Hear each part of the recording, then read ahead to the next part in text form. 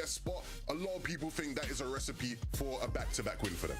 Yeah, Tayson and Venno, another team that are, I think, are poised to take home FNCS today. We'll talk about that later. This is a team that have had a real good success off spawn. They're two Titan players, of course, as well. They've actually switched their drop as well from that south side of fencing fields, more towards that north side. So I'm interested to see how they fare up there today. Yeah, again, two teams filled with, previous champions, and a lot of people think they're going to repeat. A duo that hasn't actually won an FNCS yet, that a lot of people said would win one this season, is Vico and Pink. So many people were saying Vico and Pink's name, and understandably, they've been incredible this season, right? They win both of the qualifiers. During the semi-finals, they look strong as well. These guys, have some of the best end games we've seen of any team in the region so far, so understandable why a lot of people think Vico and Pink might just do it. Another team, though, of course, that are in there, it's Cammy and Seti, a team that we have to mention here. They're a team that a lot of people would say this is their time, this is their meta, this is their sort of strategy for the win, this is their ideal circumstance, and for good reason. They've only been below Surge once in all of their 18 games. We haven't seen them playing too much, though. That's my main question mark about this duo. We only saw them play one game of semi-finals, which they won, which is why they're here today. So lots to look forward to for that duo. The one that I think surprised me the most in terms of a name that we kept seeing in the comments of that question, Chap and Teeny. My, oh my, so many people think Teeny and Chap are about to win FNCS. And for people who don't know, this is Chap's first FNCS Grand Finals. So the fact that so many people think this guy's about to come through and win his first FNCS just shows how good they are. And I think there is definitely some merit to people thinking they can win the FNCS this weekend. But are they top of your top 5, Levin? I think if I was to make a ranking of all those teams and who do I think is the most likely to win, Teeny and Chap wouldn't be on it. And in fact, I did make a list. So let's look at it, Frankie. Let's take a look at the list. I did rank all those teams, and the team I think of all of them that is going to win, if I had to pick, is Cammy and Seti. I've been flip-flopping a bit, I'll be honest. I've been doing a bit of back and forth. Initially, I thought it'd be Tayson and Venno, then I switched to Cammy and Seti, then I wanted to switch to Tayson and Venno again, then I switched back to Cammy and Seti, just because, I think there's not much in it between the two. Like Cammy and Seti, the experience, these guys are top duo. I mean, they've been one of the better teams this season, and, whenever they have a quiet season, they always seem to follow it up. The meta just fixed them perfectly, as we've highlighted already. I do think Cammy and Seti are going to be, somewhere high up in the leaderboards. This is a top team. They started working with Bloodex again this season, right? So they've got the extra input. I think they'll be good. I had Matabuka and Mustache a bit lower, just because, even though they're great, the Grimgate situation's a bit funny, being contested, and, Surge stuff is a bit complicated, and we don't see back-to-back winners a lot. And Teeny and Chap, I just had them, bottom, just because you don't play your first grands and win. It just doesn't happen in EU, and I don't think it's happening now. I have a feeling that Minimani, you have not said Cammy and Seti to top your list. No, I haven't. We actually disagree on, I think, all of our picks. So let's throw up my top 5. And this is not a top 5 overall. This is who I think is most likely to win out of these 5 teams in that order. So Tayson and Venno, for me, they're a team that have utmost experience. I think Tayson in particular, and Venno, I suppose, as well, they're due a really, really good placement, particularly in Grand Finals. It seems like Tayson has the 15th place curse at the moment. The interesting thing about my list is I put Chap and Teeny quite high up. They're uncontested at that drop spot where, of course, Mongrel and Mr. Savage landed, which a lot of people call different things and different names. So I'm interested to see what they can do. They've been fighting a lot. They're one of those teams that will fight for their Storm Surge. And although it is Chap's first Grand Finals, I think they could give us a few surprises today. They seem to be playing the anti-meta, trying to W key for Surge, and we'll see how it pans out today. Why is no one putting any respect on Vico and Pink's name? I'm absolutely outraged, so outraged that I don't want to look at you for a moment. I want to look at Jacob and Takata and see what they have to say. Thank you, Frankie. Look, I love looking at Levin and Mini. They also had some great potential winners for this major too. But Jacob, let's talk about some honorable mentions. Janice and Flixie, They have uncontested Reckless Railways. Now, remember, the only match they had uncontested in the semifinals, they ended up winning. So if they can keep that momentum forwards now in the grand finals, I would love to see what they're capable of. But remember, they're contested by Pink and Vico.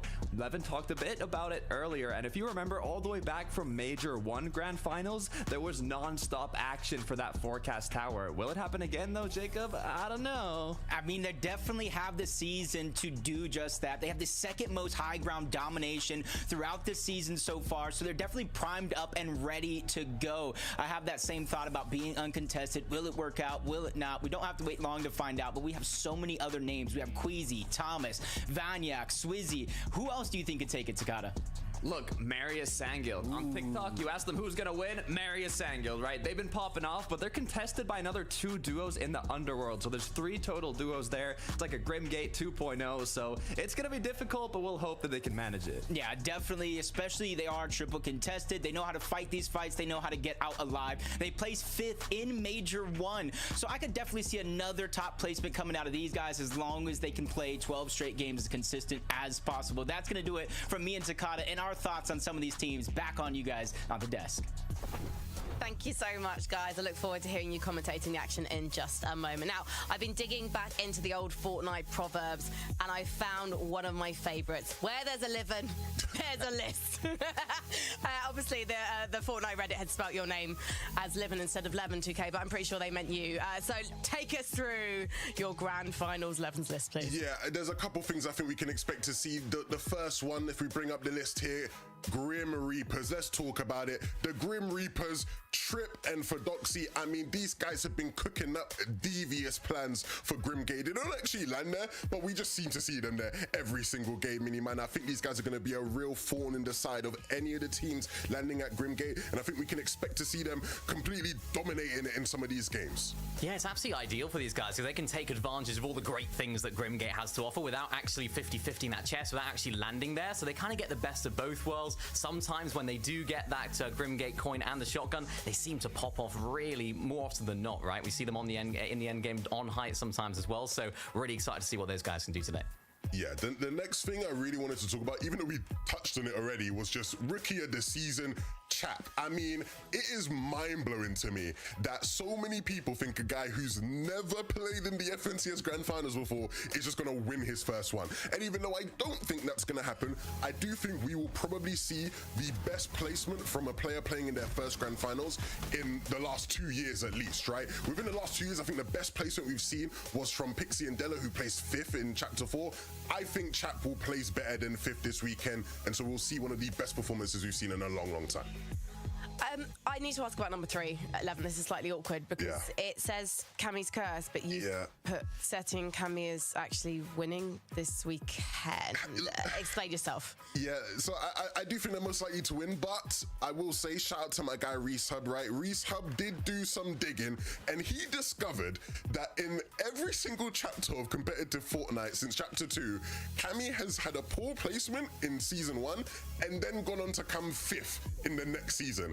And if we look at Chapter 5, Major 1, they didn't have the best placement. And so if Reese Hub's, correct with what he's dug up here, they should, in theory, place 5th. I hope he's wrong in that. But yeah, big ups to Reese Hub. I thought that was really interesting that, yeah, it seems to be a very common pattern. Literally since Chapter 2, bad placement, then 5th the next season at the start of every single chapter. I'm intrigued about this duo, right? Because this seems to be their meta to succeed. We have a lot more sort of surge base. We have a little bit less fighting, I suppose, to last season. I'm looking back and thinking back to Chapter 4, Season 2, and I think that was quite a W key heavy season, right? Remember, we had those slurp juices, we had those kinetic blades. It was very much that sort of same vibe as last season this time. So I think this could play in their favor. I think that curse is going to be broken today, and I do think they'll do well. I know I didn't put them at first, but I do think they'll do well. 100%. Well, look, let's go into the next thing, right? I highlighted Surge Towers there. Let's talk about it. It's been the meta this season. Surge Towers are so prominent. And so I thought, Mini, what's the actual best Surge Tower? We see everybody basing up everywhere all over the map. There's always so many.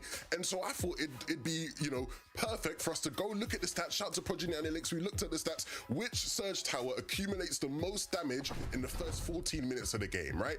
And we got an answer. Let's look at all the bases. We got an answer. There is one in particular that does more damage than the rest, and it is the one at Fencing Fields. 1,600 damage it dealt during the semi-finals in EU in the first 14 minutes.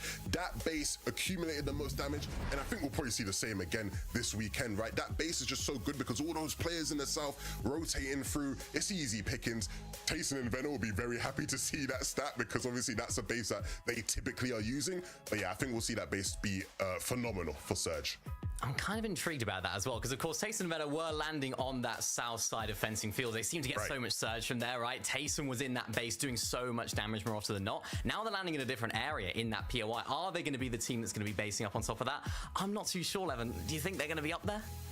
I mean, it'll be interesting. We'll see, right? But you mentioned them being contested, and shout out to my guy Shakespeare. To be con or not to be con? That is the question. And I think when you look at the way Major 1 went, it was to be con, right? Everybody wanted to be con because we saw so many teams doing so much better while being contested. Typically, Frankie, that's just not how Fortnite competitors been, right? It's always been, we want to be uncon. That's the best way to have success. In Major 1, 3 of the top 5 teams were contested. Teams were contested doing phenomenally.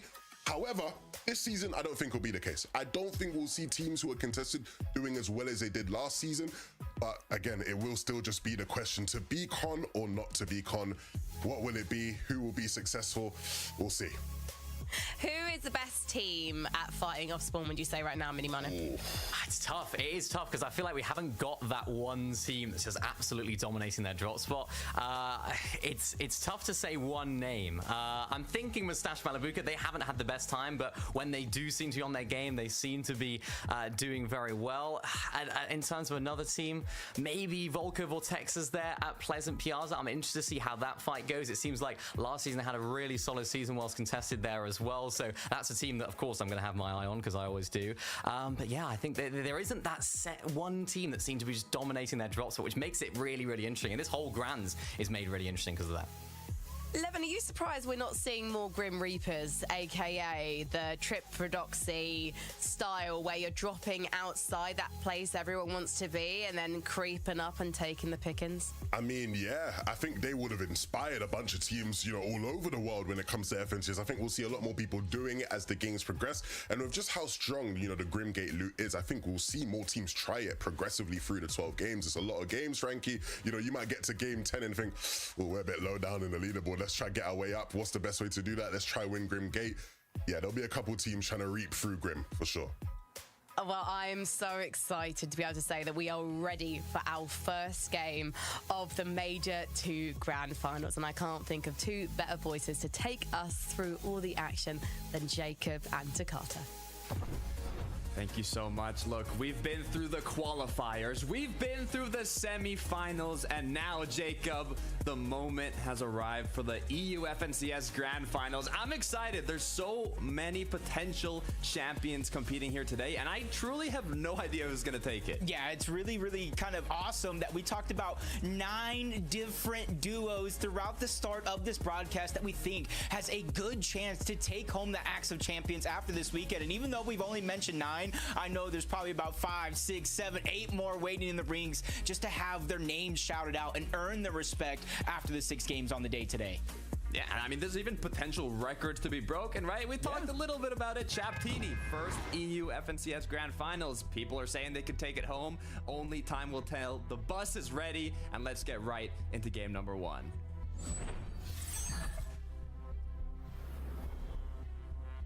The moment you have all been waiting for, game 1 of the EU FNCS Major 2 Grand Finals, and all the theory crafting, all the thoughts, everything goes out the window because now is the time to put everything to the test. And just like we thought we were going to see, Takata, a contested Grim Gates drop spot right out of the gates.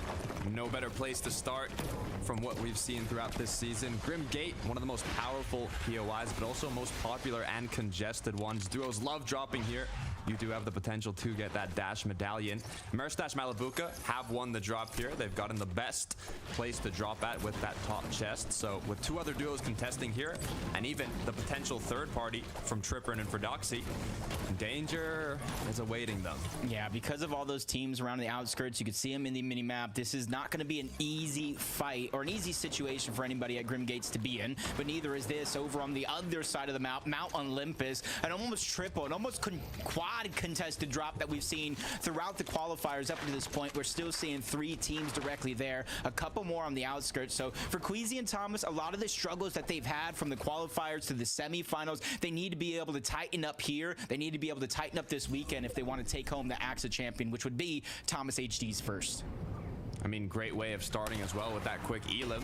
Neither Queasy or Thomas have ever placed outside the top 10 in the second FNCS of the year. So if they can maintain that statistic, we should see them pull off quite a performance here today. CZB Nathan over at Grand Glacier, another duo contesting them, but so far no eliminations on the board.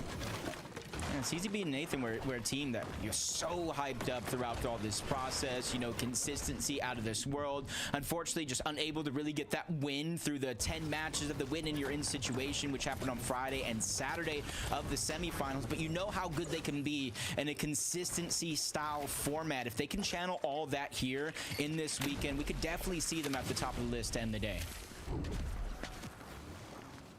Scrapped and Skrill now maintaining the higher position here at the Grand Glacier, so they do have the advantage in terms of vision and potential opportunities to take some shots at CZB and his duo when they start rotating. But you can see, even though they want to maintain this position, they're still making use of their time by farming up, getting those materials and everything they need to continue on to the late game.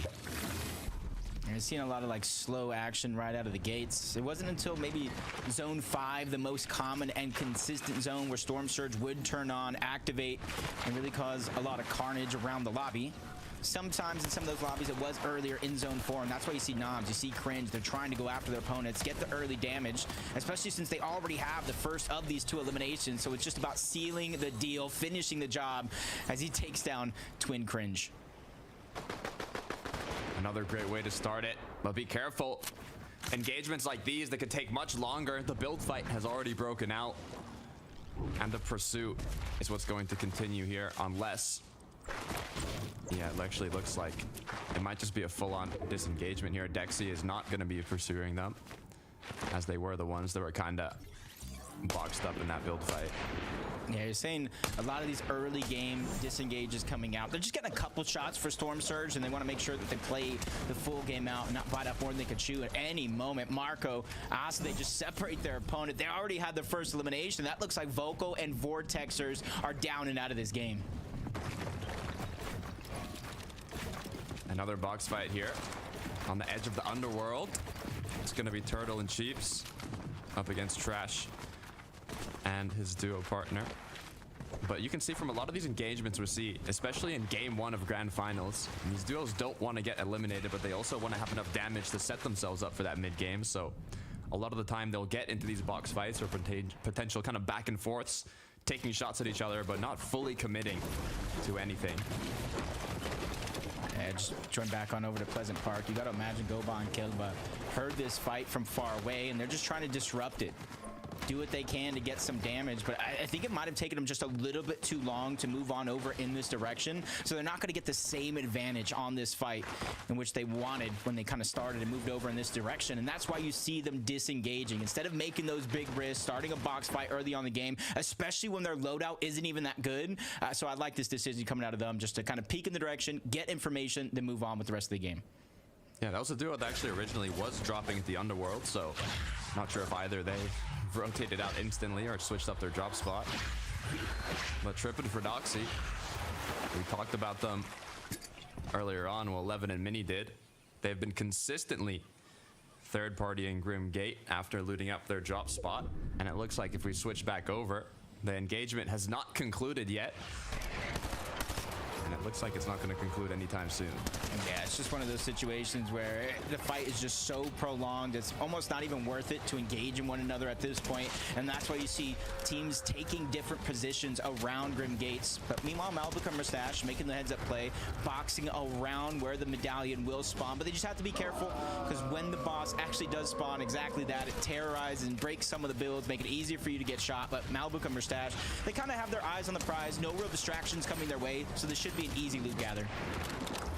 Careful though, as Trip now from comfortable to eliminated has gone down, and it looks like it was a full-on elimination, no knock. So Prodoxy as well was eliminated previously. Both players now out of game 1. Yeah, just really unfortunate circumstances. Just trying to disengage, trying to stay alive, do what works and got you to this point, because that Prodoxy and Tripper, they were just the ones landing around Grim Gates and taking advantage of all the opportunity that was around there with the contested drop. You can see just kind of getting caught off guard, not necessarily knowing it's a full duo, a solo, thinking it's much easier than it is, and just overstep your boundaries. Just one too many steps there in that fight. Teeny making use of that water bending mythic. You can see on this forecast tower, just looking to see if he can get some shots on any of the other duos or players rotating.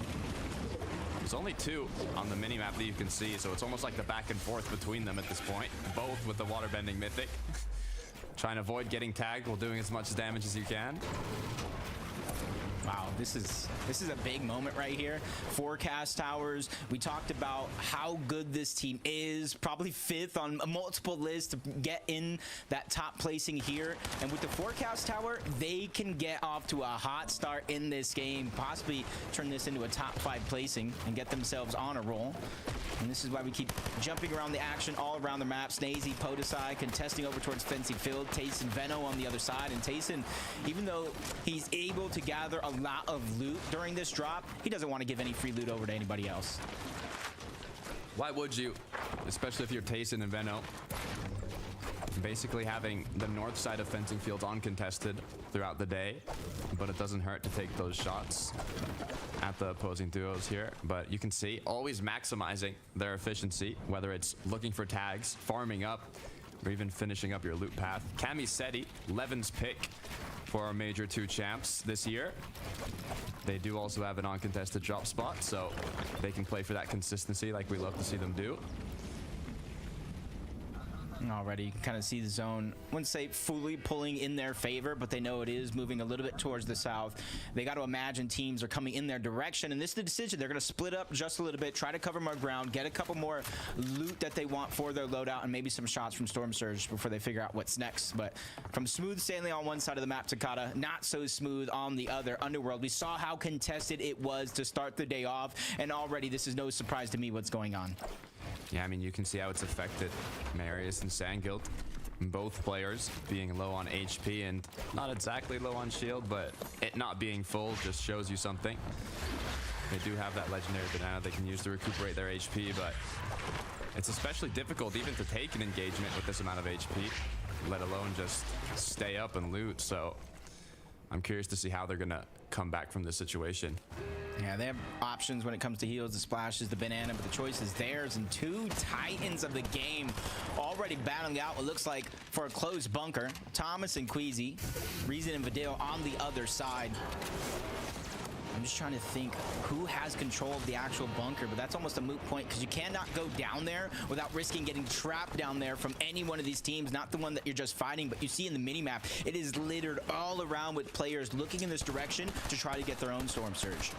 Like, I saw a lot of doubters for Thomas HD and Queasy based on their performance throughout the season, also being contested by another 2 duos by well, in Mount Olympus. I don't know, Jacob. I've got faith in this duo. Historical titans of EU competitive.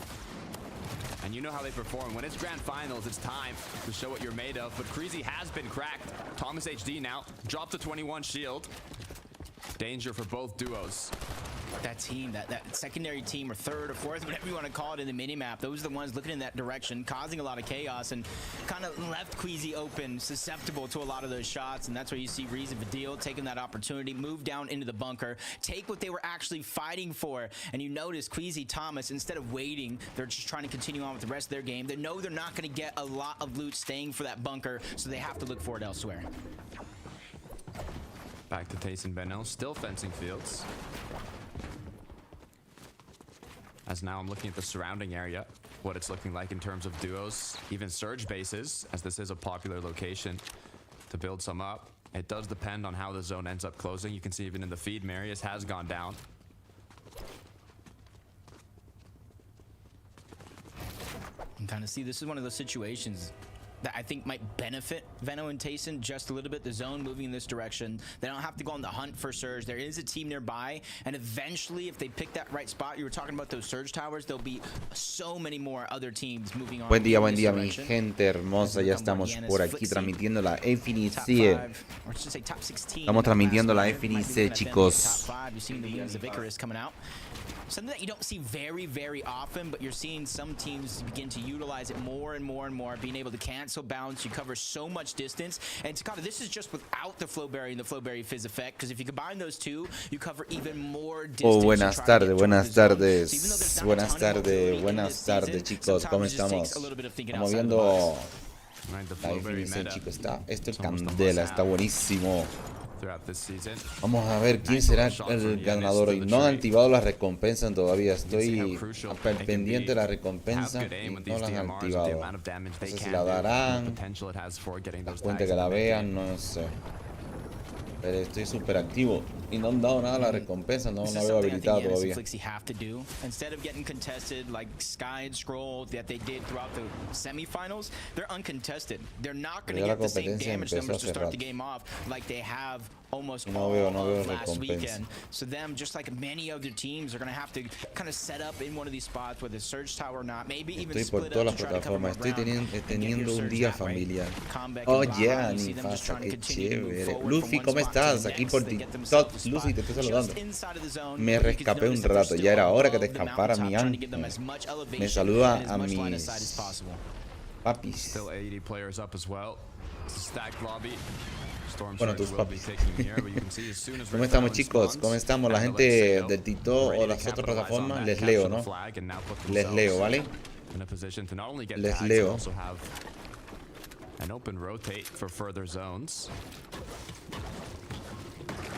Les leo un ratillo por ahí. Rift Island moving all the way south in this direction is at least a hint. It's a little bit of an indicator of where the next couple of zones are going to go, depending on where this next fourth zone closes. It usually does move away from Rift Island. So you see teams like Andalex and Sato, Cami, hoy es cumpleaños de mi abuelo. De felicidad al abuelo de Ninfasa. Que cumpla 100 años más si Dios permite. Obviamente, ¿no? Obviamente, si Dios permite que cumpla 100 años más. Felicidades, felicidades. Hola Isab, Echa, ¿cómo estamos? Le estamos leyendo el chat también el chat de todas las plataformas estamos leyendo. Estamos súper activos por aquí. Dejen su comentario que les leo. Vamos a ver quién será el campeón de esta vuelta aquí porque está bien regido, veo. Veo que está bien. Hola Josué, ¿cómo estamos? ¿Cómo estamos? Perdonen por no hablar. No creo que esté muy alto el stream, ¿no?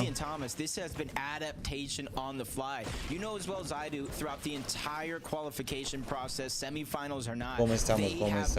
Por cierto, qué aburrido. La pequeña reunión ya están todos borrachos. No manches, ni fácil. Ay, me imagino cómo está eso. Por experiencia lo digo, chicas. Por experiencia. Osvaldito, ¿cómo estás, brother? Me están matando de hambre. ¿Qué significa Nifasa TR-T? Que no entiendo a veces lo que es. XD. XD sí sé qué significa. Se ha unido Pollito, creo. Un icono de Pollito veo ahí, por eso digo se ha unido Pollito. Se ha unido Diego. ¿Cómo estamos, Diego? Ya somos 1203 seguidores. Este canal hoy amaneció calientico.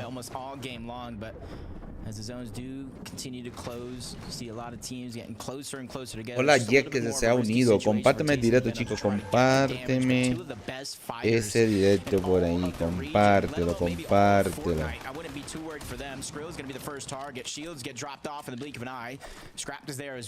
Significa llorar, XD. Oh, esto significa va a llorar. Ay, Dios mío. You can see they don't need eliminations. They just want to set themselves up for the upcoming zones, and damage was all they wanted from that. Ya llega a los 1200 ya aquí. Ya llegamos a los 1200 en TikTok. Some people don't like the risk, other people have to take the risk. Malibu Mustache contested over at Grim Gates. Está haciendo viral un video. They were below the damage threshold. Couple nice shots, quick fights. They're 23 above, but you know as well as I do, that's not a feeling of comfortability. In the back of Malibu Mustache's minds, they know they have to continue to look for surge and make a rotation while they're at it. One damage above. 1203 quiero decir, ¿no? Granting them a bit more time, but quickly enough that blessing will come to an end as Mustache now almost cracked. Just 3 shield left. They're forced now to play up close and personal. Vamos, chicos, vamos compartiendo. Este skin me gusta mucho como juega. Juegan súper bien. Juegan súper bien. Malibuca's trying to fight. He's by himself and he gets knocked. Taken down. Mustache has the world of his shoulders trying to stay alive. Game 1 of the EU FNCS. Gracias, mi amor. You never imagined to be stuck in a situation like this after getting all that Grim Gate loot. And now two different duos closing in on Mustache. Saludando a gente del TikTok, de YouTube, de Facebook. De todos lados estamos saludando. De todos lados. And Noms, his duo partner there, so this is not a position you want to be in, especially just having lost your duo and still being below on Storm Surge, forcing you to play aggressive and leading to Mustache going down. Oof. Which is really unfortunate for a team like Malibu or Mustache. Probably one of the favorites to win, favorites to go back to back.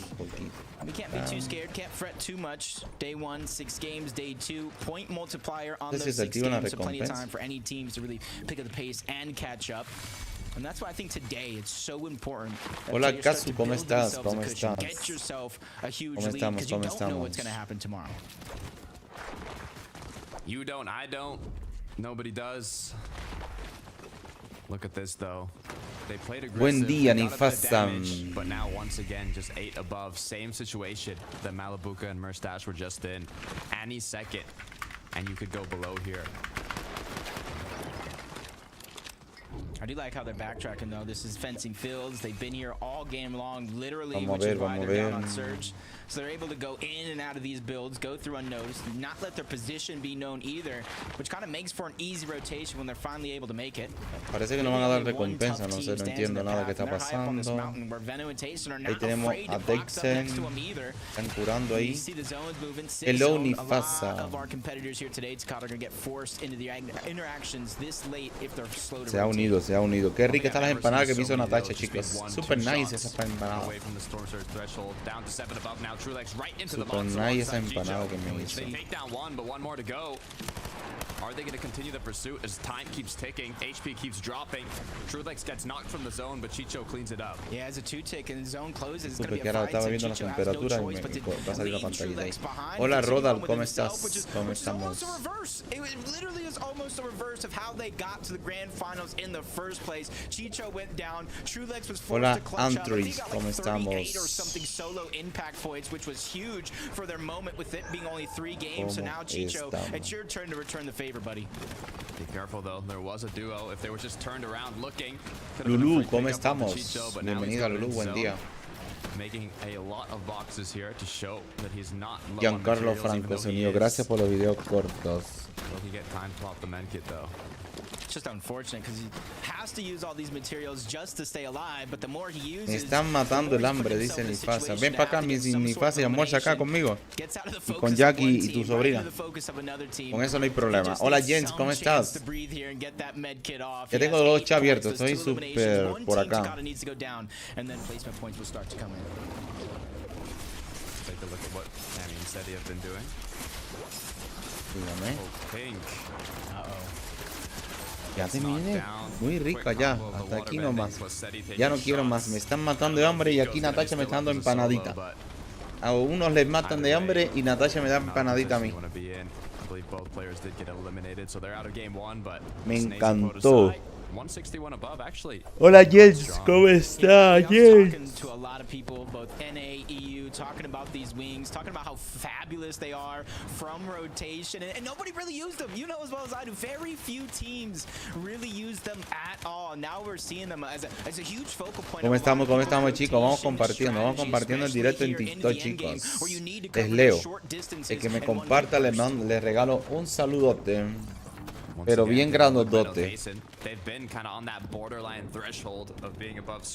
Bien grandotote. Part of the game, basically, but so far they've been doing it well. Queasy Thomas are actually going to be the duo that's close to them. I'll still continue just looking for these shots, but it's basically just Francisco, gracias por unirse, Francisco. Play this late game out with still a good amount of loot. Materials have been used to try and find these tags, but all it really takes is one refresh in the late game, and then you're back in business. Yeah, it almost feels like Veno and Taysom right now are just taking things so slow. They're letting the game kind of play out, and probably do the same thing in game 2. And once they get a feel of how the entire lobby is playing, I expect them to come online just a little bit more. Thomas and Queasy changing things up, eliminations up until this point. Ya vaya, mamita. When it comes to that storm surge, but a max pull for them and a couple other. Hola Alejo, ¿cómo estás? Gracias por unirte, Alejo. Gracias por compartir el directico, chicos. Viste cómo va aumentando eso. 1204 seguidores chat. Super nice arriba. It's what you love to see. I mean, Queasy's Ni modo, solo comer aire. ¿Qué te puedo decir respecto a eso, mi corazón? Me ha pasado. Me ha pasado.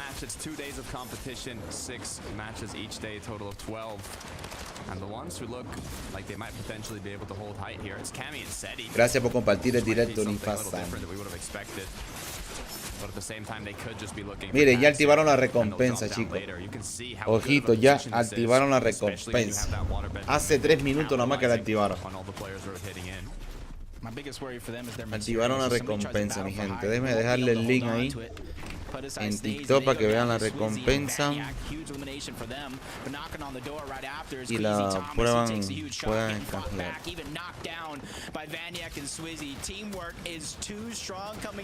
No voy a dejar compartir el enlace aquí.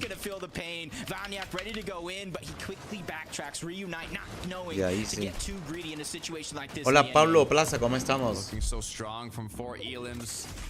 Ya, mami. Karen, ¿cómo estás? Te saludo. Ya Natacha trajo a Vin de la escuela. Hola Brian, se ha unido, ¿cómo estamos? Ya mismo llegamos a 1000 likes.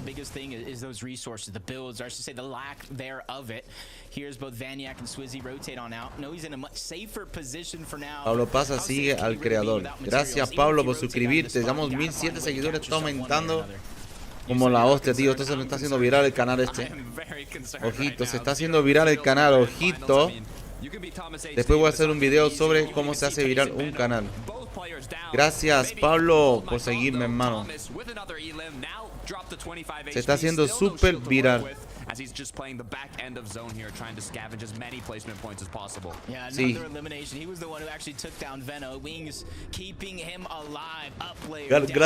Gracias Pablo por el following.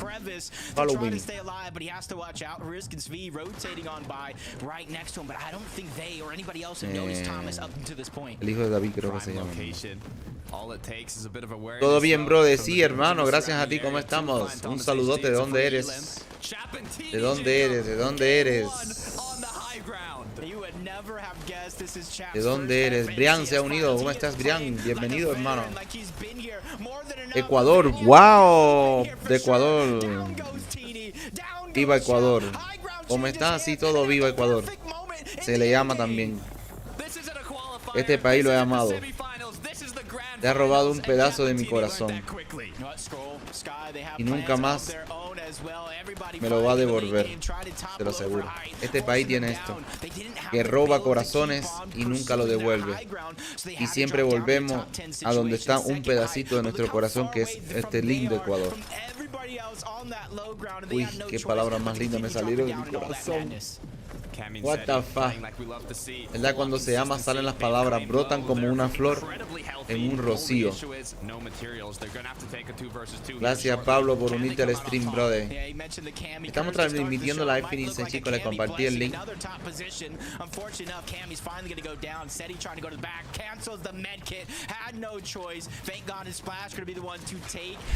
Quiere hacerme llorar. ¿Por qué si es así, chicos? Yo te digo lo que siento, porque lo siento. Si no lo sintiera, no lo dijera.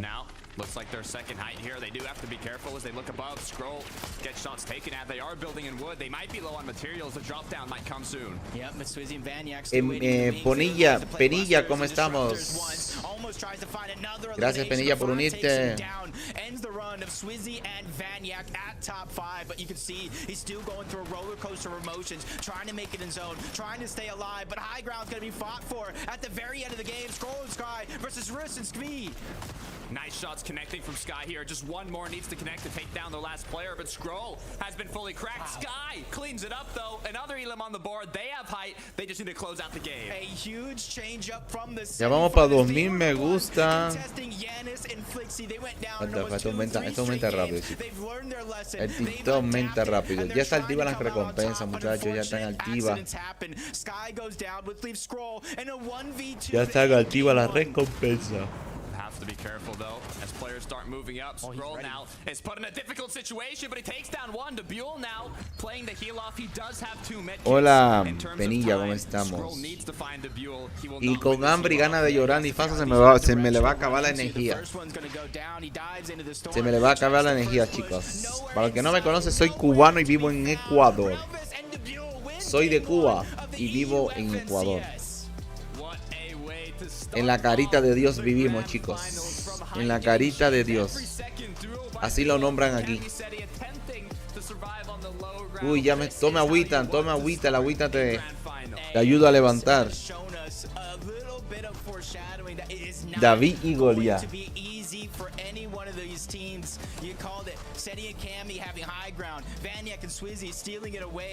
Esta Natacha está escribiendo mensajes.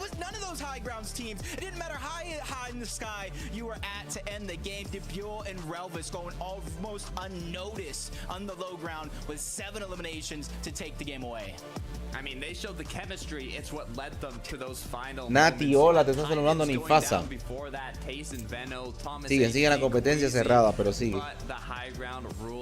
Jacob, so much just happened in that game. I need some people to help us out. So Frankie, what did we miss? I don't think you missed a moment, boys. Por That's fantastic first game. And so exciting to see all the changes at the top of high ground. But in the end, Levin, Edu, ¿cómo estamos? Se ha unido Edu. ¿Cómo estamos? Heal off beats all at the end of the day, right? I don't think we expected to see a bunch of that. To be fair, I think a lot of people would almost forgotten the possibilities of heal off. That end game was going. Vamos compartiendo. Pruebas de Netflix. Francisco Armando, ¿quién te sigue? Se unió gracias a los videos cortos. Hola Francisco, ¿cómo estamos? Bienvenido. Comente que les leo. Comente que les leo. We don't play by those rules. We're going to do our own thing with these medkits. And I mean, they were hunting in this endgame. You see here when they took down Cammy and Say. Hola Francisco. Ya empezó, ya quedan minutos para la recompensa. Winner, ¿quién ganó?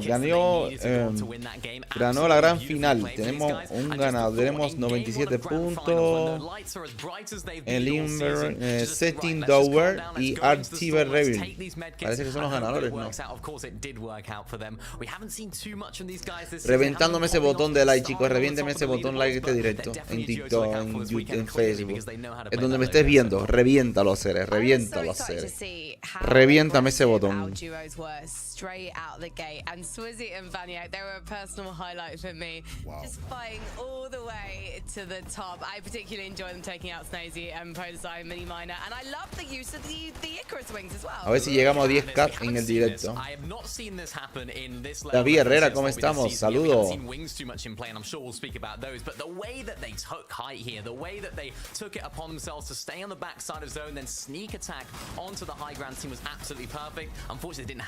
The materials, the minerals to stay up there, so they had to drop on down, which of course was their demise at the end. But it shows this team are confident. This is exactly what we expect from both of these guys. La web cómo se da like al TikTok. No sé cómo se el God of War like en el TikTok.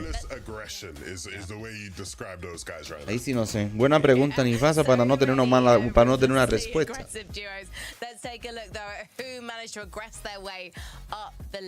Y yo sé, ya somos dos. Mire, activa el primer lugar.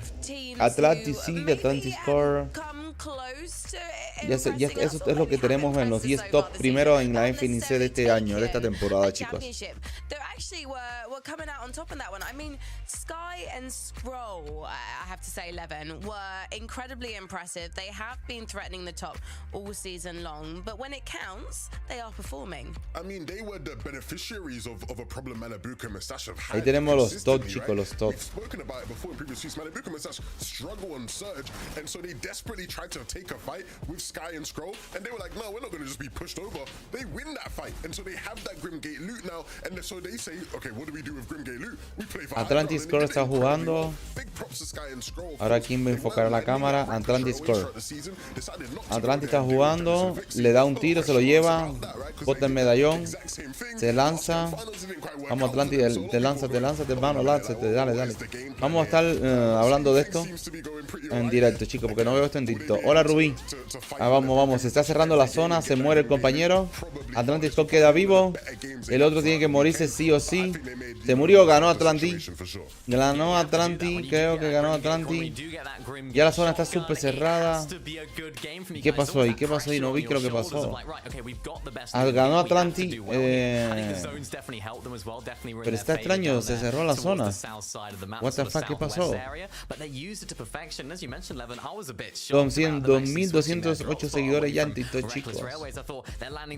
Literalmente es una puta locura esto aquí. En un minuto lanzan el segundo segmento de la partida. 50 segundos para... Miren, el del top 20 son top 20 también. Está super nice, chicos, está super nice. Nifasa se ha unido de nuevo.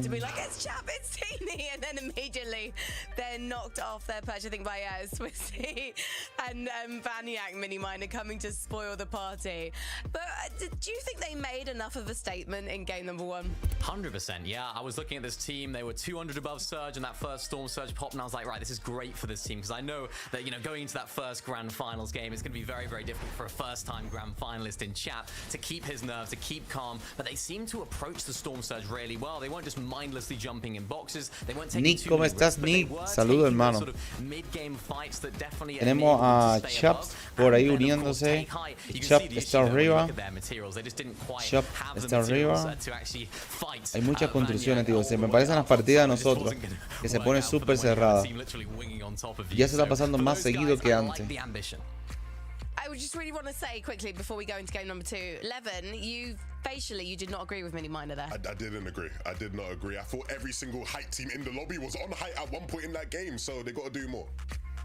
Okay, well, let's see if IDR Martí se ha unido. As we head back to Jacob and to Carter. Sí, ya me di cuenta que tú uniste el teléfono. Vamos compartiendo el directo, mi gente. Saben que me comparten el directo, aunque no me puedan donar. También donan una compartida o varias compartidas. Más personas nos reconocen, más personas nos buscan, nos siguen. Y esto va en viral, va en aumento. Nos quedan casi ya alrededor de 42 personitas para llegar a la otra meta de 1250 seguidores en TikTok, chicos. Esto ha sido viral hoy. Hola Steven, gracias. Steven, ¿cómo estamos, Steven? Bienvenido.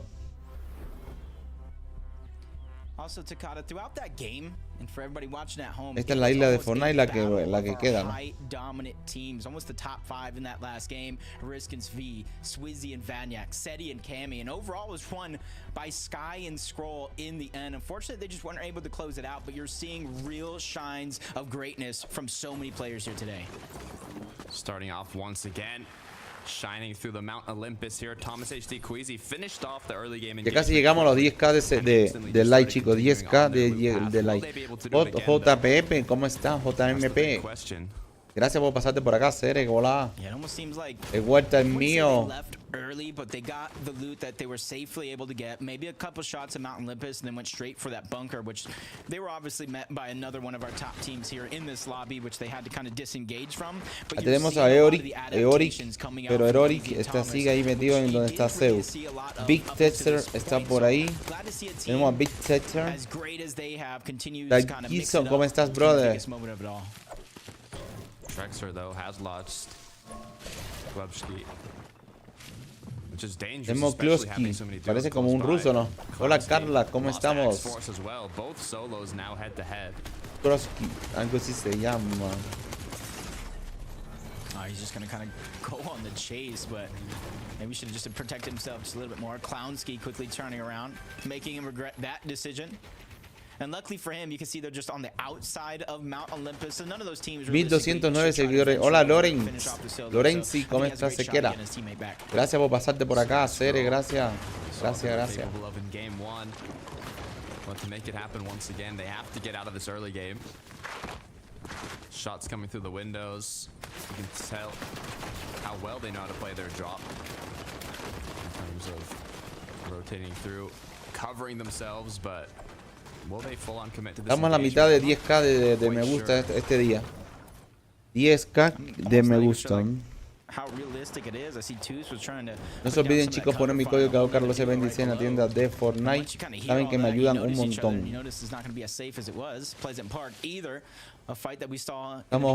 Están jugando Focus Adsa. Focus, el equipo Focus está jugando, está escondido. Vamos a seguir viendo esto y les leo. Les trato de leer todo.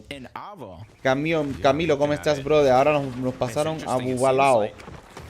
Bubalao está picando, tiene ese pico. Super nice. Bubalao. Bueno, no me acuerdo ni el nombre que dije. Me enredé, discúlpame, hermano, si me estás oyendo. Leí el nombre bastante rápido, no sé si lo dije bien, más bien discúlpame.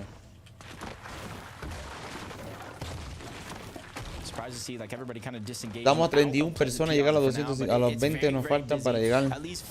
40 personitas nos faltan para llegar a los 1250 seguidores, chicos.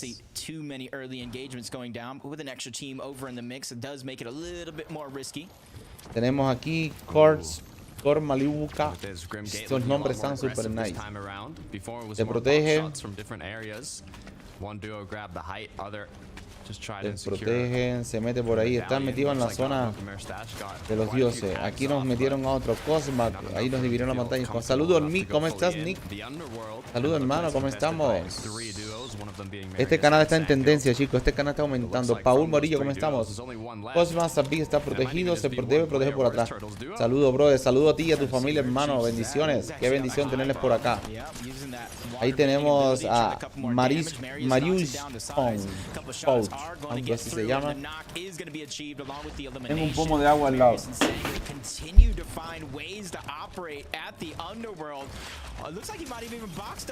Ya les leo.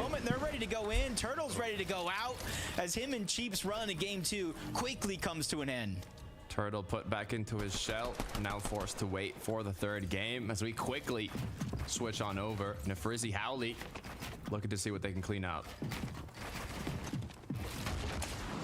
A lot of these early game fights and no eliminations just yet, but that is some big damage onto the Frixie. Pixie's there trying to back him up. Howley is also trying to join the mix, alleviate some of the pressure, but quick thinking, quick shots coming out from Pixie. Both of these players are basically down and out, and you can see them trying to attack from many different ya llegamos 5k de me gusta, chicos. Being distracted by Pixie is able to easily clean up both of those eliminations. No te preocupes, ni pasa, sigue dando like y toma agüita para que el hambre disminuya. To continue it through Dexia Eclipse now. Hola Enrique, ¿cómo estamos? Extremely aggressive on this duo on the edge of the map. You know, there's not too many teams close by, so they should have a lot of freedom here if they end up wanting to close. Estamos en So far it looks like it's pop shots. NTO, Steven se ha unido. Vos, Steven, ¿cómo estamos? Salúdate, hermano. Qué bendición tenerle por acá, brother. Es una bendición. Todos los seguidores que están viendo en directo son una bendición. Los seguidores se están suscribiendo. Se les quiere el apoyote.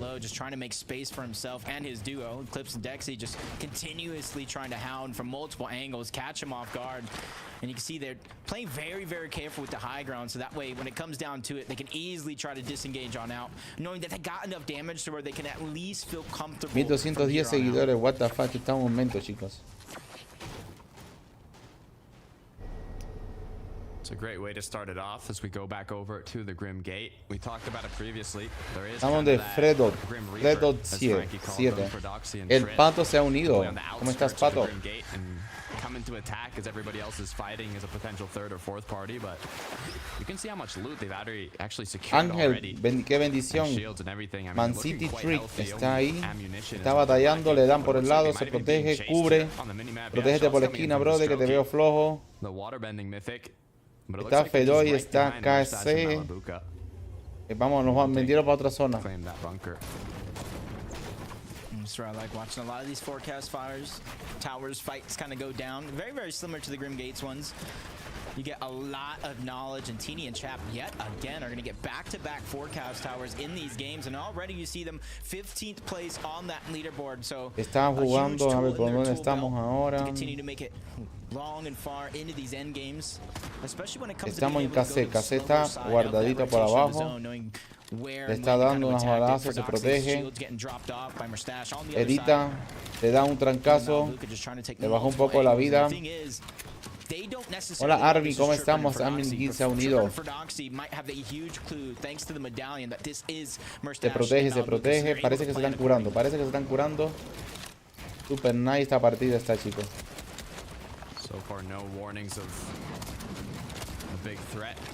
Nos cambiaron para Man City. Man City está dándole, se protege. Cubre, edita, crea un cono.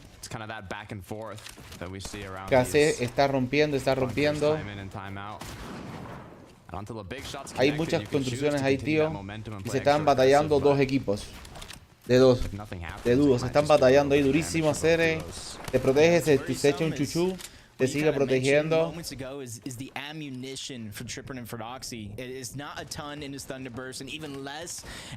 Nos mataron para otra zona. Hola Willy, ¿cómo estamos? Willy Burgos, ¿cómo estamos, bro?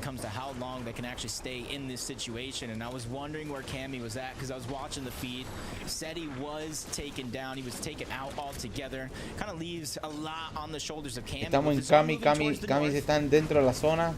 Está bajando bastante la vida. Cami ya tiene que moverse de la zona. Cami, muévete de la zona. Cami, muévete que te vas a joder, tío. Sigue picando Cami, pero sigue metido en la zona. Está saliendo. No, se mete más en lo profundo. La zona sigue quitando en uno. Le quedan 52 a la mitad de la vida. Cami debe de moverse por ahí. Cami debe de moverse, chicos. Cami debe de moverse. Ahí se está curando Fredo. Se mete un escudo mini. Se mete uno grandotote. Se mete. Edita, protege. Se cubre, le hace doble D. Ahí está el compañero. Ahí tenemos a Mertax.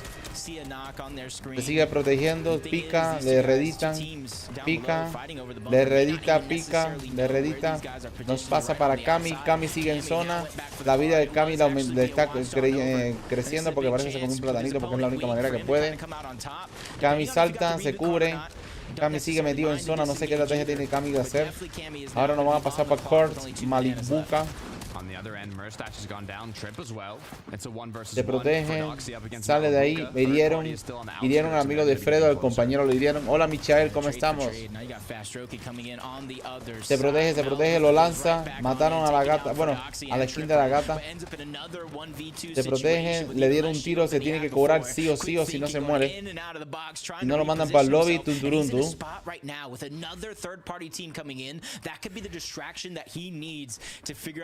Se protege, no se ha curado, tiene un mini y tiene 50 del otro. Se puede llegar casi a la vida completa del escudo.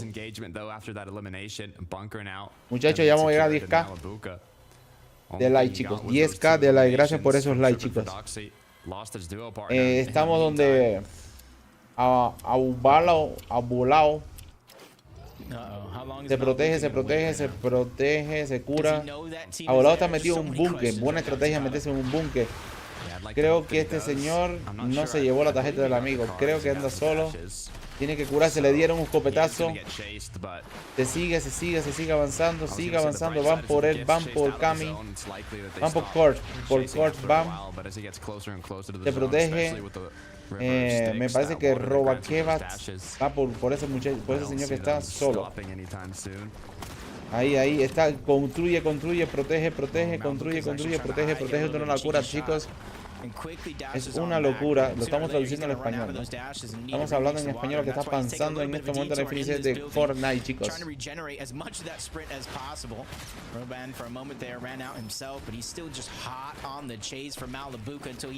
Se protegen. Tienen que curarse sí o sí. Ambos tienen poco escudo. Yo me llevaré el escudo grande y lanzar ese grande. Y destapaba ese para curarme.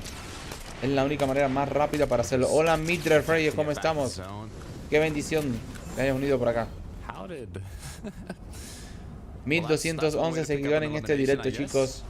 1211 de seguidores. 11 personas se han suscrito en menos de una hora, chicos. Cami sigue metido en la zona. Cami no sé qué está haciendo, está jugando en zona. La vida se le está bajando en uno aún. Cami, muévete de ahí que te van a la zona que te va a joder. Te protegió Cami y se quedó metido en la zona. No sé qué estrategia es jugar metido en la zona. No sé qué estrategia es. Ahí vemos a Kesai metido en la zona también. Tiene 19 de vida. No entiendo, chicos, qué manera de jugar esta. Literal, no entiendo.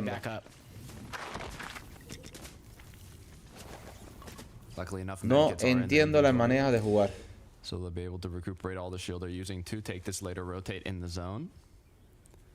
Veno and Tayson in a similar situation. A lot of duos just kind of doing what they can to get the zone safely. Falcón sigue Tyson con Falcón. Falcón Tyson sigue en la zona. Pica, se va. Cójate el botiquín ese que lo necesita, lánzalo. Están jugando tipo zona, chicos. Están ahí en la zona metidos que no se mueven para nada. No se mueven para nada. Coge botiquín que la vida te empieza a bajar. Salta y quédate ahí guardadito. Quédate ahí guardadito. Se cubrió a 100, pero la vida tiene que estar bajando ya en uno. En dos, en uno sigue bajando, pero aún más rápido. No como el principio de la zona que estaba cerrando. Tenemos a Cami metido en zona. Están jugando zona. No sé qué estrategia es esa para jugar zona.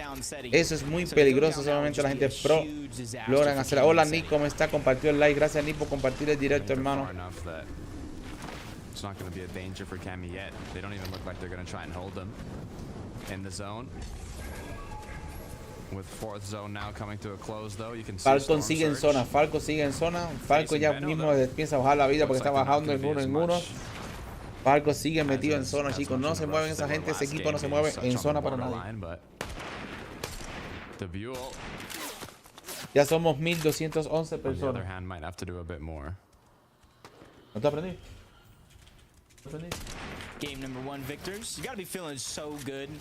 Come in, get your first VR in FNCS finals history for yourself. Teammate has to be feeling confident. 97 points. All they have to do realistically is just kind of keep up the pace. A lot of the teams, you know, that we expected to have good games in game 1 did not necessarily, and I feel like it's only a matter of time before those things start to switch up. So if they can just continue to stay ahead of their competition. Tenemos a Bayan, se llama así. Point multiplier for both eliminations and placement points overall.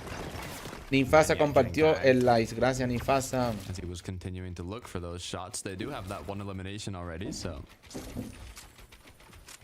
se están protegiendo. An urgency to find a lot more, but just 9 seconds until fifth zone will appear. Están protegidos. Sigue gente metida en zona.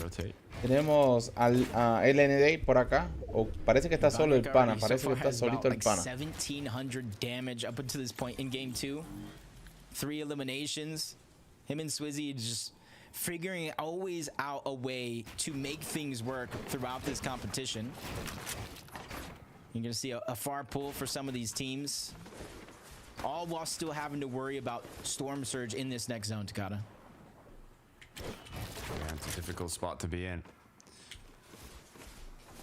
Taking a look at the leaderboard too, it's so close, all these duos. But you can't even think of it that way with so many matches to be played out. It's all about being able to get out of these situations consistently. Yahital se unió al directo. Few shots connected, but no crack. Heroiki está con Casey. Les protegen, la zona viene caminándole. Están en lo último en la zona. En lo último pegadito. Vamos, que la zona arrancó. Muévanse. Muévanse, chicos, muévanse. Esto es una locura hacer, esto es lo máximo. Esto es lo máximo. Hola, Pollo, ¿cómo está? Pollo se ha unido. Pollo se ha unido, chicos.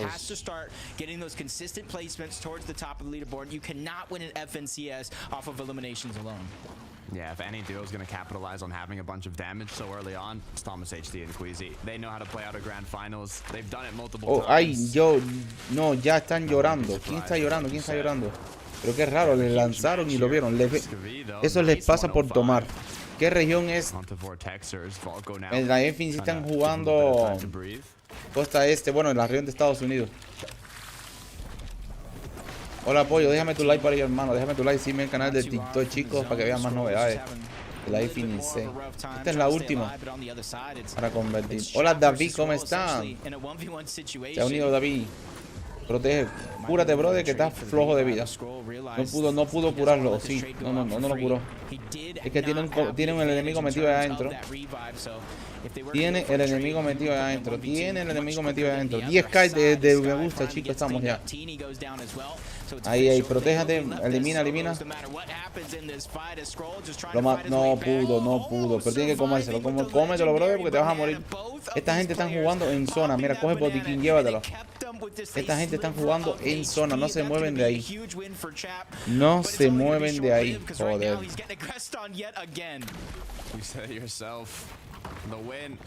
No se mueven de ahí para nada. Posting, ¿cómo estamos? Vamos donde dice Guaje. Guaje está reviviendo.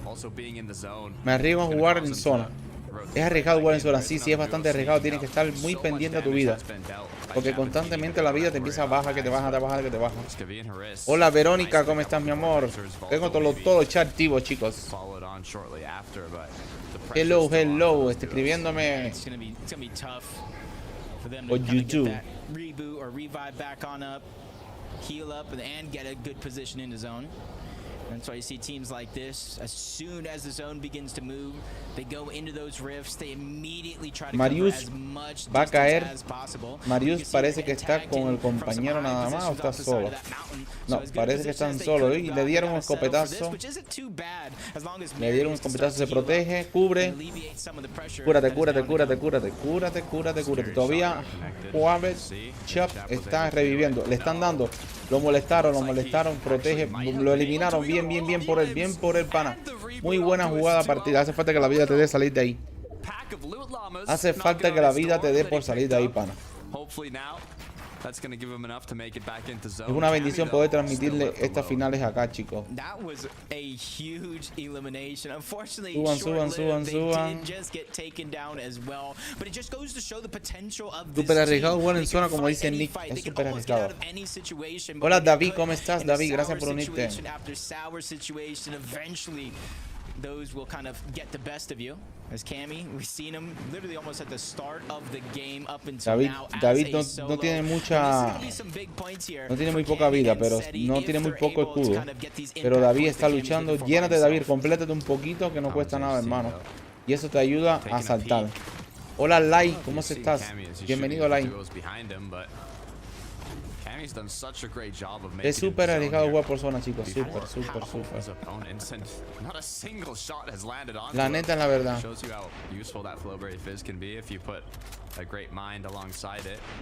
Now they see him. And now they finally saw him as soon as he got past enemy lines. Queasy is like, hey, did you see this guy back here? Thomas said, nah, I don't. Is he a solo? Now if they don't Alguien se unió, even got there, they might pero not no even puedo saber know quién se that unió. he's a solo by himself. He's built boxes too wide, so it's going to be easy for him to cloud himself. But you see Queasy and Thomas, now that they noticed his location, they are moving over in that direction. Cada quien tiene su estrategia, exactamente. Este juego de estrategia también. Nick, este juego de estrategia. Then they move to cover that position. That way they have the best and safest line of sight. Este juego es de estrategia. Looks like it was a solo knocking on its door, but Hola, Nifasa. quickly turned lethal as they picked up their 5th elim of the match. Tenemos a Veno por ahí. Veno está protegido. Tiene su amigo Veno. Está protegido. Cogen sus materiales, Veno. Which gives them a lot of freedom, a lot of flexibility. It's almost the center map with multiple bunker options. So if they can play their cards right, could definitely kind of come out with some great points here in this game. It's Tace and Veno. With some of the struggles from them going down relatively early in that last game, or at least earlier than they would hoped. A ver, todavía quedan bastante gente. Ahora ahí se empieza a cerrar más la cosa. La gente empieza a jugar más cerrado, como es todo. Este juego te lleva ya a jugar cerrado para poder avanzar, a meter presión más que sobre todas las cosas. Hola, Max, ¿cómo estás?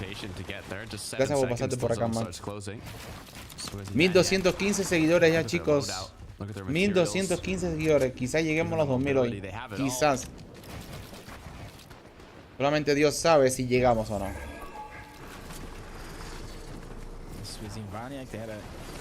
Anthony, ¿cómo estás, Anthony? Bienvenido.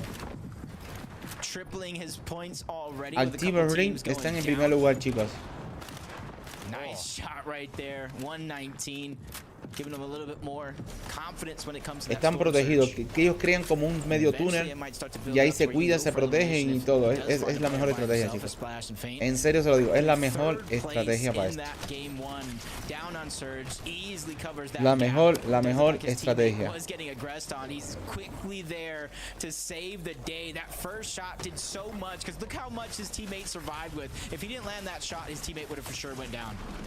Banana dropped. HP recuperated, but for how long? After saving his teammate, now he's the one that needs saving. Both players gone down. Difficult rotate in. Marius, Sangild are going to be the ones that capitalized on that, as they have to be careful though. A ver, Marius Scott está por ahí, se protege, pone un piso. Hay gente abajo, él sabe que tiene gente abajo, pero tiene gente al frente, no sé si lo estás pillando, tío. Ojito, tiene gente, me duele la cabeza, tengo hambre. Y Fasa, come algo. Se protege, nice, por ahí, muy bien, muy bien. Tenemos a Venus con su compañero. Venus están esperando la casa. Ya queda en el límite de la zona, ya queda última zona. Venus, cúrense. Venus camina. Tenemos a GD. A ver, DGCB. Se cubre, obviamente. Ya estoy viendo estrategias buenas para jugar, chicos. Estamos viendo súper estrategias buenas para jugar. Lo eliminaron, chicos. Voy por una fruta, no me queda de otra. De una ni pasa, de una. Buen provecho. Buen provecho, buen provecho. Richard, ¿cómo estás, Richard? Bendiciones.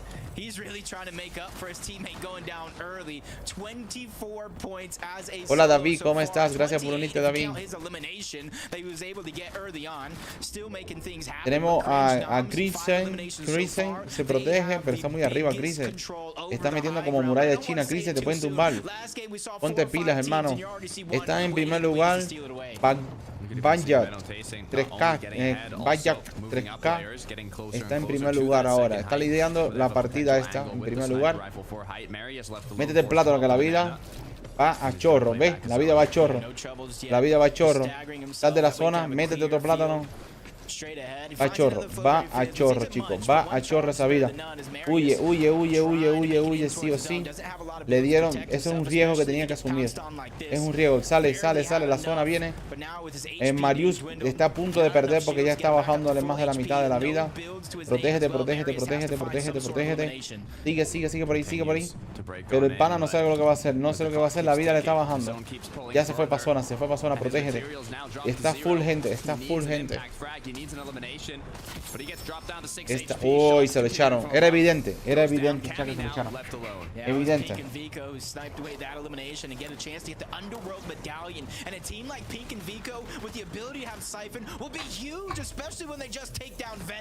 Hola Bunt, ¿cómo estás? Hola Davidito, se ha unido. Gracias Davidito. Tenemos a Pindo Hunt por ahí, Pindo Hunt. Protégete. La zona está súper cerrada. Caminen. Yo creo que ellos quitan más vida por zona. Se le quitan más vida por la zona que por las balas que le pueden dar. Aunque las balas te lo completan la terminación, ¿no? Pero es así. Más se muere. Hola, Matt Miraba 1. ¿Cómo estás? Tenemos a Cami. Cami está vivo todavía. Cami está vivo. Camina. Están en zona metidos. Están cubre. Cubre.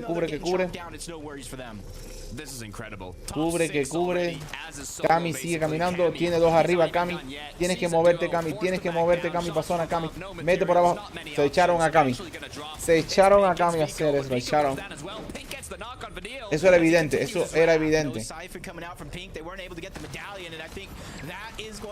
Se echaron a... Bueno, ahí no pude leer el nombre.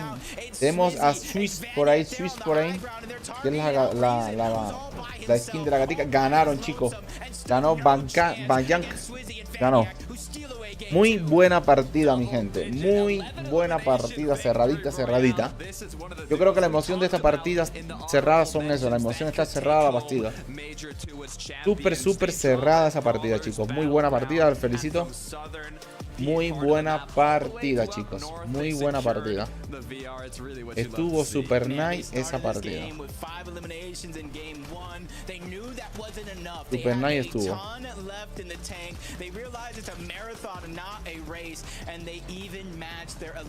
En la PES sí se puede. Wow, qué chévere. No sabía que se podía. Chévere, chévere. Como dijiste que no se podía, no se podía. Ahí ni modo. And they're eliminating the best of the best on the European region. This isn't the qualifiers, this isn't the semis, this is the grand finals. Muy buena partida, muchachos. Muy buena partida. Yo les pongo esto para que ustedes vean la partida como se pone, ¿no? Como está. ¿Cómo está la partida? Seguimos, chicos, seguimos. No dejen de escribir, compartan que les leo. Con reacciones que les leo en directo, les saludo. Voy a buscar agüita que se me está acabando. Tenemos un ganador, chicos. Ven. Tenemos a Bayankan 3K y tenemos a Swish de ganador, chicos, en esta ronda. Super nice esta ronda.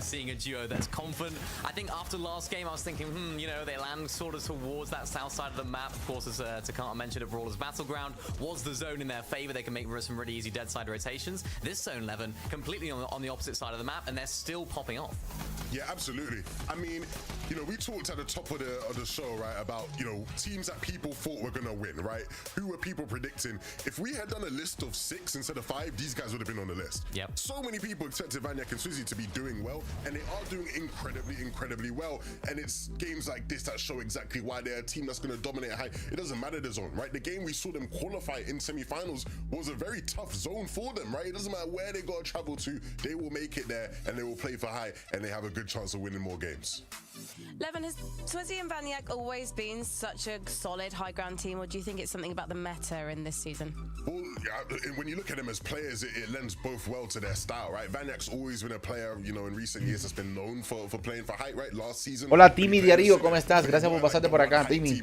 Right? So Vaniac is familiar with height. Swizzy also familiar. Timmy Darío está por acá. So these guys are familiar with going up there, and they show that in that game.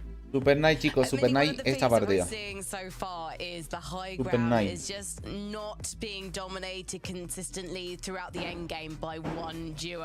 Crimson Noms, the backers, far back at zone 10, they were trying to claim it, but as you saw the story go, they couldn't quite hang on to it. But does this show that they're a duo that could be challenging for that victory royale in future? I mean, I think so. I think any team that ya va a empezar otra ronda en 3 minutos, empieza otra ronda y ahí les sigo más o menos describiendo todos. Así que compartan el directo y reviéntesela. Y llegamos a bastante calle. A ver, tenemos a Chris G. Porque si lo veo en español no tiene gracia. XD se ha unido. Oye, ese nombre XD está súper nice. Yo creo que le eliminaron al amigo. No, él eliminó. Muy buen. Mons. A ver, Mons. Seguimos. Of their gameplay and in terms of their risk taking as well. Yeah, I think the benefit for them, funny enough, has been de cura, pero la zona está bien cerrada. Es otra partida, es otra final de... Oh, se lo echaron, era evidente. Evidente que se lo fueran a echar. Hola, Alian Clis, ¿cómo estás? Is this a really interesting leaderboard, guys? Because actually, it looks completely different to what I was expecting. I was expecting to see Seti and Cami in the top 5, but maybe 2 not minutos, until miren. tomorrow, because historically in Grand Finals, En Bancan llegó en primer lugar, toda esta gente del top 10. Y Active Kill estaba en primer lugar. Active Kill estaba en primer lugar. Mira cómo está. Skip, bebé, ese estaba en primer lugar, pero bueno. Eso es relativo, es la final, chicos, es la final y le toca dar.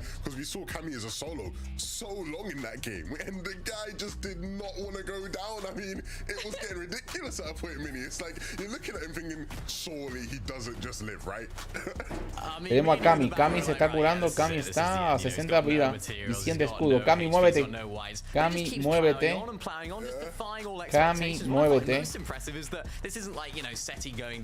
It's 7th or 8th zone. Scammy was a solo for the entire game. Of course, they had Vamos, Cami, mueve, Cami. Mueve. absolutely no fear. And I said it in the back as well. This is the best lobby of the season, and he's running around making rotations as if it's just an open session. It's absolutely incredible what he's able to do. Sigue en primer lugar. Y esos dos bajaron muchísimo. Muchísimo estaban en primer liderando. Estaban liderando. Liderando estaba.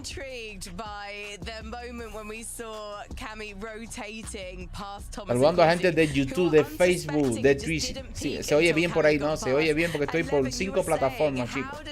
5 plataformas estamos. 5 plataformas dando el mejor contenido del día de hoy, chicos. De estas finales de la FNC o la final ya de la FNC. Esta es la última. Así que Bancat está liderando los puntajes. Orbe, ¿cómo estás? Bienvenido, Orbe. He's got that Polska Gorum energy. Yeah, he's got that aura about him, and he's just like, yeah. And even if you asked him after that game, he's like, oh, Cammy, that was a great solo clutch, mate. You're absolutely insane. He'd be like, yeah, it's pretty good. I mean, I'll take it. We want first. Should have been a duo. That's what you would have said. Yeah, that's the way he'd be, and that's what he shows in the game. He's just got that arrogance. I love it. Arrogance or quiet confidence? I'll let you guys be the judge on that one in chat. But talking of Camry, we've got to talk about Queens and Thomas, given that they did miss a chance to pick him off. But actually, they had a really solid start to that game, even if they didn't manage to make it to the final few levels. Ya mismo debe empezar, ya mismo debe empezar, chicos. Ya mismo debe empezar. Ya tenemos 12k de me gusta, chicos. 12k. Yeah, fingers crossed for those guys. It would be lovely to see Thomas win his first ever FNCS Grand Final rather than losing one yet again by a single point. We're going to head to our cast. Ya mismo empieza, ya mismo debe empezar. This evening's action is game number 3.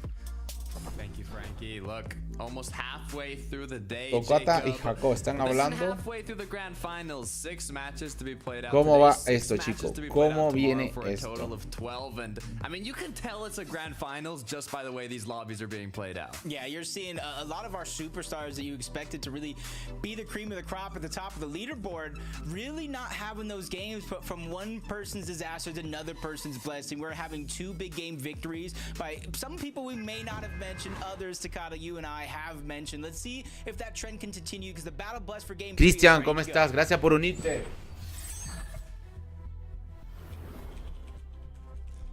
45 players are returning finalists from Major 1, including 18 full duos. It's a stacked lobby. We have multiple duos contesting Grim Gate, the Underworld, Mount Olympus. We've had some difficult early games, Jacob, and we're getting right back into the action as Sky now has already been dropped to 36 HP, just 1 shot away from getting knocked. But will his mantling technique be his savior as he picks up a shotgun but is unable to connect? Oh, that was just an exciting turn and burn situation. Hedra is just kind of able to come out alive. Scroll is just trying to go through unnoticed. Giving away his position, though, by popping that big pot. It's better to be healthy and strong than anything else, though. They're just right above. There is another team landing over towards Snooty Steps, but I don't know how sure of them disrupting and distracting this fight for Scroll to try to stay alive is going to be. Yeah, it's difficult, especially losing your teammates so early on. He's kind of just hiding until he can kind of get the initial engagement, but the issue is no shotgun. Knows his opponents have one. It's just tough all around. Yeah, I feel like this one's just kind of slowed down a lot, if anything.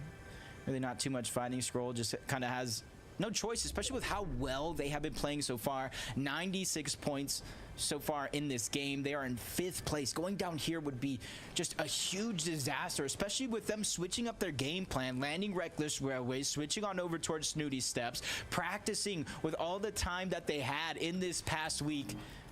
Just to go down early like that, I don't believe it at all. I do believe in Scroll. I'm going to have the confidence that he will get his teammate back. Tenemos Arti. Arti está por ahí. Seguimos, chicos. Seguimos. Hola, Alan. Gracias, Alan, por unirte. Perdón a las personas que se han unido al directo y no les podía saludar. Estaba monitoreando en el stream por las otras plataformas. Esas llamas llevan últimamente que no se mueven. Tenemos a Casey. Casey está. Veo a Casey solo. heals when it No sé comes si el amigo to Casey anda por ahí, pero veo el dúo de él está solo. No dice nada en solitario, dice Team Eroriki y Toma. Toma es el amigo de él. No veo Toma al vivo. Casey Toma se habrá muerto, ¿no? La pregunta, ¿no? Es la pregunta del millón. Bien, nos vamos para KC Meta. Sí. Esta se la echaron.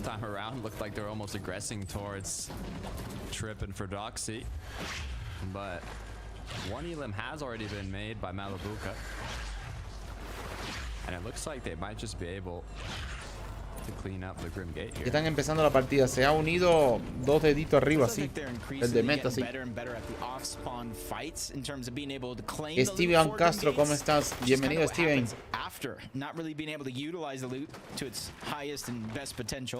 Bueno, tenemos a Siley Sets por ahí. Tu compañero Fortnite.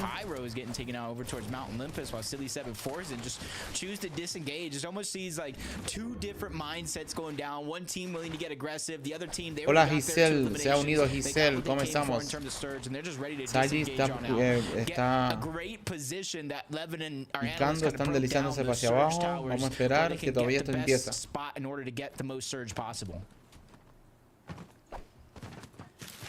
Esto empieza solo.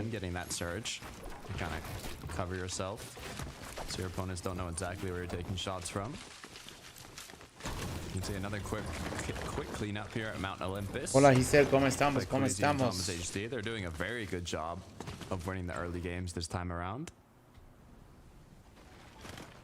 This makes me wonder, are they even go for the medallion or not if they are fully uncontested? We've seen kind of decisions to go without some of these medallions, especially the one towards Brawler's Battlegrounds. Kind of leaves you as like a walking tracker of some sorts where they can constantly see you, and the effects isn't necessarily as good as some of the other medallions in the game. Teeny and Chap end up in another early game skirmish, and it does look like it's an early game skirmish for the forecast. Tenemos a Tenny por ahí. Ya me voy a almorzar, chulo. Los borrachos me están llamando.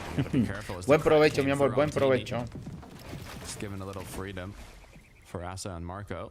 Dejo abierto el live. Vale, vale, mamita, vale. Come con calma, ¿no? Volko Vortex are still on the tower, but Teeny and Chap now have been able to heal up here with a little bit of time, but the back and Tenny se cura. Tenny tiene un rayo. Ajá. Pero están dándole a Tenny. Tenny le están dando. Tenny, protégete, te están dando. Tenny, Tenny te están dando. Focus le está dando a Tenny. Le sigue derrumbando, le sigue spameando. Y dicen que aquí no se spamean. Y dicen que aquí no se spamean. Qué bestia, Dios mío.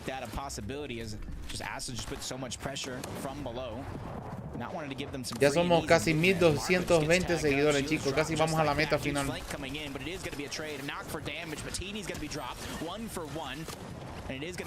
Focus echó. Mataron al amigo de Focus. Le están dando. Tienes que proteger. Ahí, cúralo para que se mantenga vivo.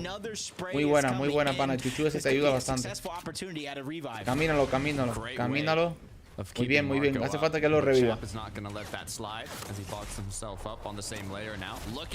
Tenemos a Tenny. Tenny se lo echaron. Se echaron a Tenny. What the fuck es esto?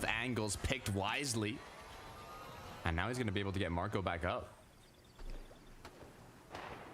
Yo creo que a Focus ya lo iban a revivir. But if they want the forecast tower, it doesn't stop there. One side of the map, Faint God, Splash, Gexy, and Eclipse.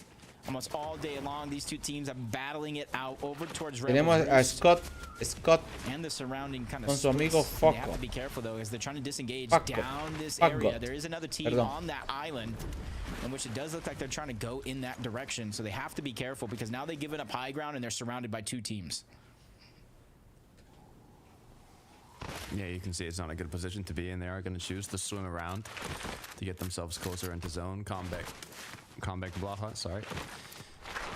As well, going to do a mid-map rotation here. They are not fully in the zone yet, as they kind of want to get to the least. Vamos, chicos, que estamos cumpliendo metas aquí. Estamos cumpliendo metas. Nos quedan 30 personitas para los 1250 seguidores. Also has been secured, so they do know where these upcoming zones are going to be closing.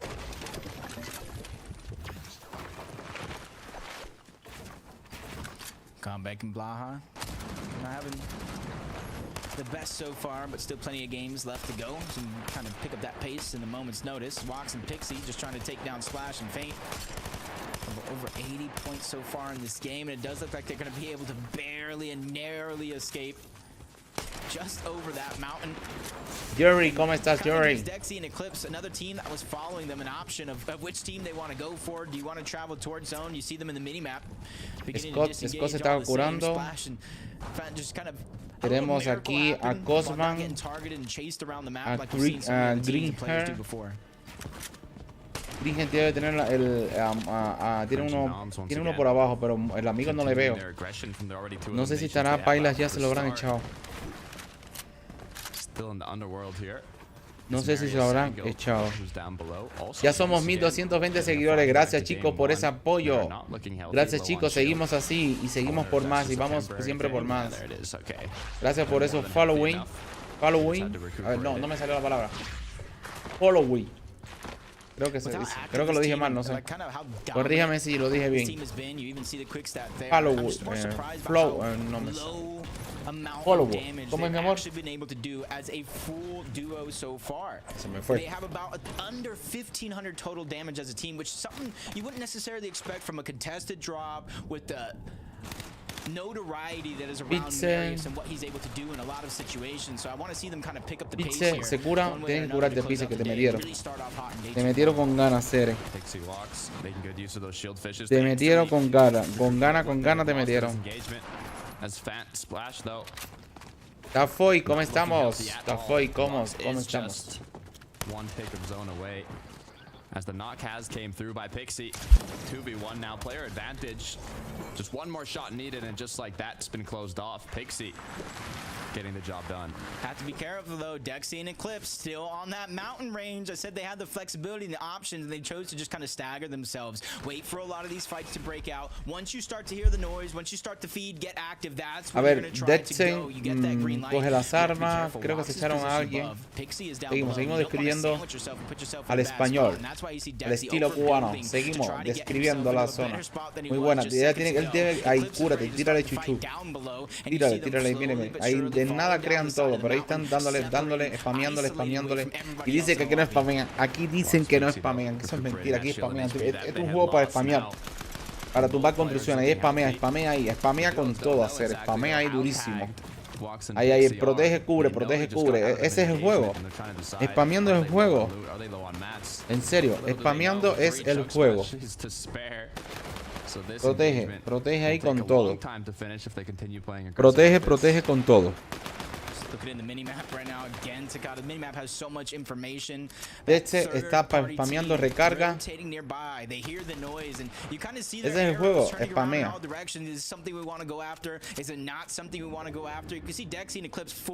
Cúrate, deberías curarte porque estás muy bajito.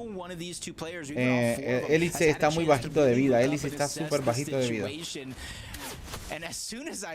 Súper bajito de vida.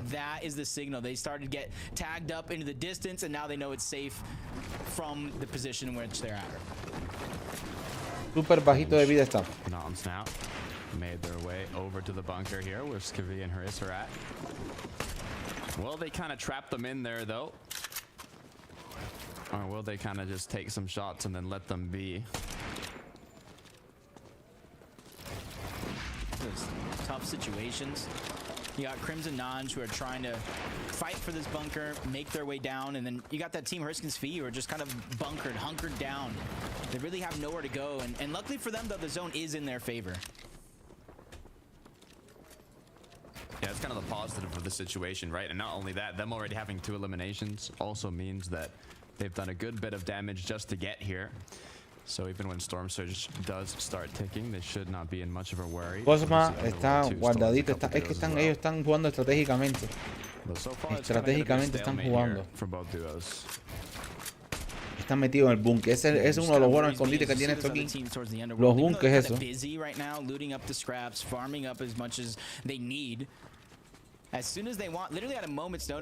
Esos bunkers, aunque ustedes no lo crean, es lo mejor que tienen. And even if they're not going to try to disrupt the fight as a 2v2, they can kind of wait around the side and try to third party as soon as somebody tries to disengage.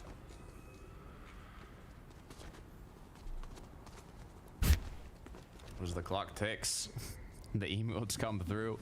Skivvy Haris saying, we're not going to move. You can stay there as long as you like. As Axforce and Clownski have a different idea in mind. Looks like it's Pink, and he's got no duo partner. Yeah, I thought I saw it in the feed. Actually confirmed it was Axforce. I was able to get that elimination and cleanup onto him. Kind of leaving him as a solo to just wander around in the zone, though. As long as he has some heals, and very, very early on still in this game that he could get the reboot back. So they have a whole plethora of other worries, but he actually doesn't have any heals, so there's only so long he can stay in the zone. And even though he does have the wings, he can't necessarily use it right now going up that hill and up that mountain, because it just makes him an easy target to get taken down. Yeah, I mean, with 25 HP, there's not the position you want to be in. Even Yanis or Flixie could just take one shot from where they're at, and if it connects, Pink is gone. But it looks like he is going to make it towards the reboot van here.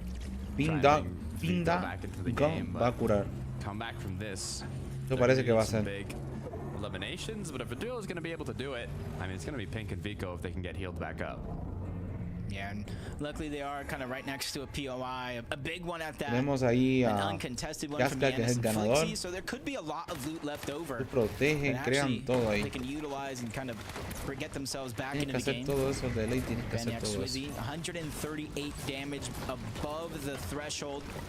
And you can see not only is high up on the mountain, so they can use the launch pad, the Flowberry Fizz, they have the wings in their inventory, which you're seeing a lot of players popularize here today to kind of use for rotation. And it's not the normal way, Takada. They're not flying through the sky looking like an eagle. They're making short bursts from one spot to the next to make the rotation that much easier.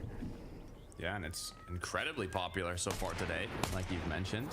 Seeing it a lot more than in previous tournaments. Vico Star le está tirando, pero no hizo bastante daño a nadie. Pero Vico no tiene escudo, Vico no tiene nada. Vico es revivido, Vico lo revivieron ahora mismo. Vamos, Vico, vamos a ver qué puedes hacer, hermano. I got a question. Vamos a ver qué puedes hacer. hacer. Me thinking outside of the box. Would it? Never mind. He's already down. Well, that question's out the window by Pink. He gets knocked. I think there's a chance for Vico to try to save him, depending on who actually got the credit for that knock. That was Kiro, so far into the distance. And I was gonna say if he wanted to give himself just a little bit of a push, some fall damage, gets revived, he would have more HP in theory, but it's a little bit of a moot point now. So Vico, even though he's gotten one reboot already, he got the card and has to get ready for another one. Yeah, it's a tough situation all around to be in. We can take a look at what Cringe and Noms have been up to at the bunker, though. It looks like they finally let in. Skivvy and Jerez tried making their way up, but quickly enough it paid off for Cringe and Noms, I would think, unless a crazy 2v1 comes through, but Jerez will get taken down. It was close, though, actually. Cringe was left at 39 HP with his duo partner down, but they did get the elims. Cami está volando. Cami tiene que irse para zona porque, bueno, Cami está bien todavía al top de vida. Bien está al top de vida. Vamos, Cami, para la zona. Me cayó bien ese nombre, Cami. Pero Bayan está ganando hasta ahora. As a solo, and already with one elimination in this game, they're adding more point totals, and you can see they're making the slow rotation towards the outside because they already have that early game damage. Flowberry Fizz, jump pad to jump pad, that's going to get them a great spot at the edge of zone when they finally make their way there. Sniper rifle in hand. All it takes is one headshot to turn the game around. Ya empezó como que quitarle la vida a la zona más rápido. What this duo needs. I was waiting. Ya ellos deben irse. Ya la zona le están quitando la vida más rápido. Deberían irse en teoría. En teoría deberían irse, pero siguen jugando en zona esa gente. Vico Star sigue jugando en zona con su amigo Indagao. Siguen jugando, pero ya se están acercando, pero igual. Es muy riesgoso jugar esa zona, panas. Es muy riesgoso, de verdad se lo digo. Para mí es demasiado riesgoso. It's just a nightmare of a spot for Pink and Vico to be in, but I feel like if anybody's up for a challenge, it could be them. Oh, le dieron durísimo. They need to figure out a way to start the fight. Le dieron durísimo. Damage, but it does look like Vico gets taken down. The Frizzy and Howley no puede ser, no puede. Uy, le mataron. Ya le dieron a ese equipo, fue tumbando. He meets that same fate. Ese equipo fue tumbando, eso es lógico. Ese es el riesgo de jugar de zona que si te dan, te dan. Great pickup. We can see how Swizzy was able to do it. Nice little drop down dash. Almost piece controlled him with the dash there. No builds required. Just predicted where he was going to jump out. And even though they got that elim, still 114 below, forced to continue looking for shots, as Mustache Malabuka might just be the closest duo, but they have just found that solo that was cracked. Swizzy though. Ahí se están curando. Uy, ¿y ese rayo dónde salió? As the clock keeps ticking, 52 below. Uy, Damage keeps abajo tiene que haber striking. sido ese rayo. They're going to be forced to drop on Mustache Malabuka, but that's not a duo you want to face against. Tiene que That protegerse. was a very, very risky shot. You see, Bancal Maniac with just a tiene sliver of poca vida. HP. Tiene que curarse Swizzy Bancal now sí o getting sí. ticked down, and they do not have a chance to feel comfortable with this Platanito storm no sé surge. si They llegó a get a comer. moment where they're Otro above, platanito y and they nice. immediately go below. They take some damage. Otro Luckily, platanito they y had more vamos, than enough heals to try to Bancal tiene que heal their cubrir. Ya current Bancal se está curando porque veo que la vida le está aumentando. Estaba bajísimo de vida, bajísimo de vida estaba. Swizzy close behind, and there are so many teams they can target out as soon as they make their way here. Shots being Bajísimo de vida made, but estaba. nothing connecting. Bancal Just sube. 31 above now. Uy, sigue subiendo. Uy, le dieron durísimo. Lo bajaron. Lo bajaron, cha, lo bajaron. Swizzy now Lo bajaron. Era de esperarse, pero lo VR bajaron the last durísimo, tío. match to being left as a solo. Zaza there. Don't even know if Marco's still Lo alive. bajaron. He's able to kind of find anything he gets his Wow. hands on. Swizzy knows that he cannot get the reboot. Es increíble, cannot get his chicos. teammate Es back increíble lo que se quickly, disputa. repositioned himself a little bit down the mountain in a much safer spot where less and less people can try to target him. He looks on, sees a team there. Es increíble lo que se disputa. Bien, le bajaron al equipo que bajó a bancar. Lo recogió y lo tiró para acá. Coge platanito, pana. Cógete platanito. Yo, tú, me lleno, tío. Creo que había un pescado ahí o mi vista estaba jodida. Hay un pescado, pana. Es más fácil llenarte con pescado. Con pescado estás lleno. Me tiro un chuchu de eso rápido y estás en la final. Me tiro un eso y voy saltando. Bueno, cada uno tiene su estrategia, cha. Hay que respetar. Hay que respetar, cada uno tiene su estrategia. Seti and Cammy now have a huge strength in numbers. You can kind of see their position as they climb up the leaderboard. Currently positioned 4th place. Cada uno tiene su estrategia. Can't say no one would have predicted it because I think 11 kind of shouted it out along with Reese Hub. It's been the Cammy curse, but I mean, Cammy sigue vivo. Cammy sigue vivo y el amigo de Man City, que es el equipo de Cammy también. I mean, consistent Bancal se lo echaron. tops and grand finals. You can't really complain. But they want to take home that Axe of Champions, and they're en route to doing it. The deal reason, not too far. Pero me doy behind cuenta in que ninth juegan place. juntos siempre. Siempre están juntos jugando. not too much to wait for them. 169 above the threshold. Just got to rotate from point A to point B. It's going to be a little bit harder than those that already have the wings, but they make it look almost easy as can be. And while they're trying to get their spot in towards the zone, they immediately switch layers. They don't want to be stuck on that ultimate low ground, because if you look at the mini-map, Takata, there are different mountain ranges, different edges. It could drop down. It can go even higher. So you want to plan for the worst and hope for the best. With just 20 seconds till zone does close, and that 8th zone is going to pull towards one of the edges appears. Some know it from the forecast tower, some don't. Benno, though, quick little points just racked up as he continues to jump on into the zone. Hazen already made his way in. Now they have the kind of little box, so a bit of safety, but you got to be careful, as they might just be pickaxing right towards a duo. Oh, they're ready to fight. One of the most aggressive teams in all of the land. It's just an unfortunate spot that it just kind of crunched down on the side of the mountain. Really not able to kind of move around in that box as freely as they would hope. Cammy and Seti once again find a way to get front side of the zone where nobody's really currently at, which gives them priority position over everybody else in the lobby, especially those that are so far back that have that max pull. And now you can see as time and seconds pass, others are inching closer and closer in that direction, but Seti and Cammy, they're the ones that are on top. Let's see how they play it here. They're low on HP, but being ahead of zone, it's a perfect place to be. Thomas HD, Queasy, they had such a strong start to the game in the previous match, but as soon as they tried to hold height, even with almost full materials and a solid loadout, they went down in 2 seconds.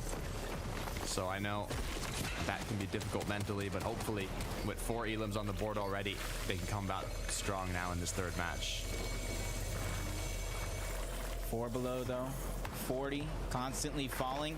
They don't have a ton of heals to kind of use in just a quick couple of seconds to try to out-heal what Tayson kind of has left in terms of overall HP and shields. That's why Veno is just going on the attack, and what a monster shot going to be landed onto Malibuca. That alleviates a ton of pressure, and you see now that he's able to get the green light to go. Veno, Tayson reunite in the same box, and they're ready for this next rotation.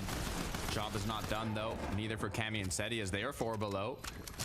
Cammy might be forced once again pretty soon to play as a solo if Seti does not heal up here. Cammy sigue vivo, chicos. Cammy sigue vivo. Es una locura. Got them to 22 above, but it's not enough for safety.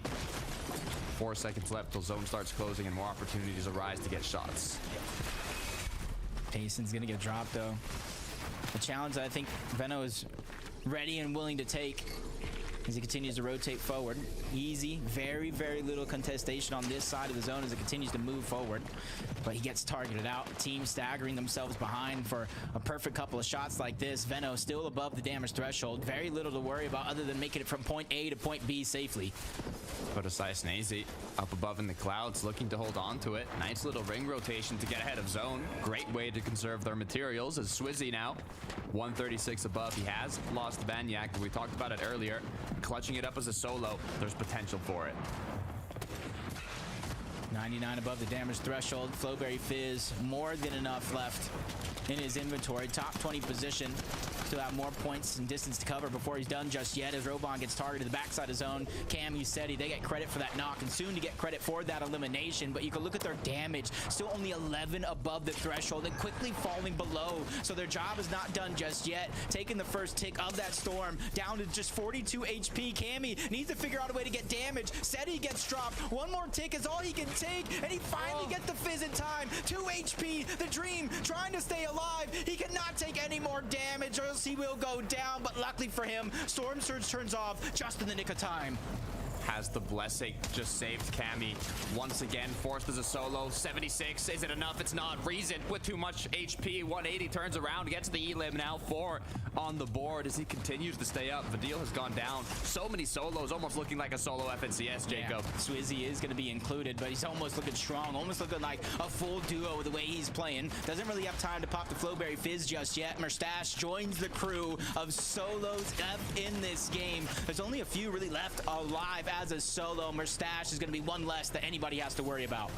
Swizzy continuing now. I believe he was the first solo we saw from any of the people that just went down, and also the last one standing so far. As he makes his way once again ahead of zone. Issue is, though, only 6 more builds. Flowberry is about to be fully used up now. No more shields. Only has the rings for mobility and not a lot of materials. Reason, though, actually still up. And he's able to find a late elimination on a Trulex, probably leaving him back of zone. Can't get the loot. And now he's getting pushed further and further out himself. He finally goes down. Thomas runs out of time as well. Swizzy has no chance. And this is where things become tough. With everybody falling and dropping like flies, only one team can come out on top. Kira and Moppy close to high ground. Is it on their mind? Is it what they're looking to claim? As Cringe and Noms on the opposite, looking to drop closer to the midsection of the late game here, looking to see where the players are. Do they know that Dexy's in that cone? Is it a potential elimination that they can find here? Looks for the shot, connects, as Noms is going to be able to pick it up. That was a huge find. They were peeking through the builds to make that one a possibility. Whoa. Peekaboo, I see you. Chicho gets found out as well. 8 eliminations so far. And even though we saw Thomas go down, we know what Queasy is capable of. 6 out of 12 games last year in Major 2. Might be a different duo, but he's hoping for the same result.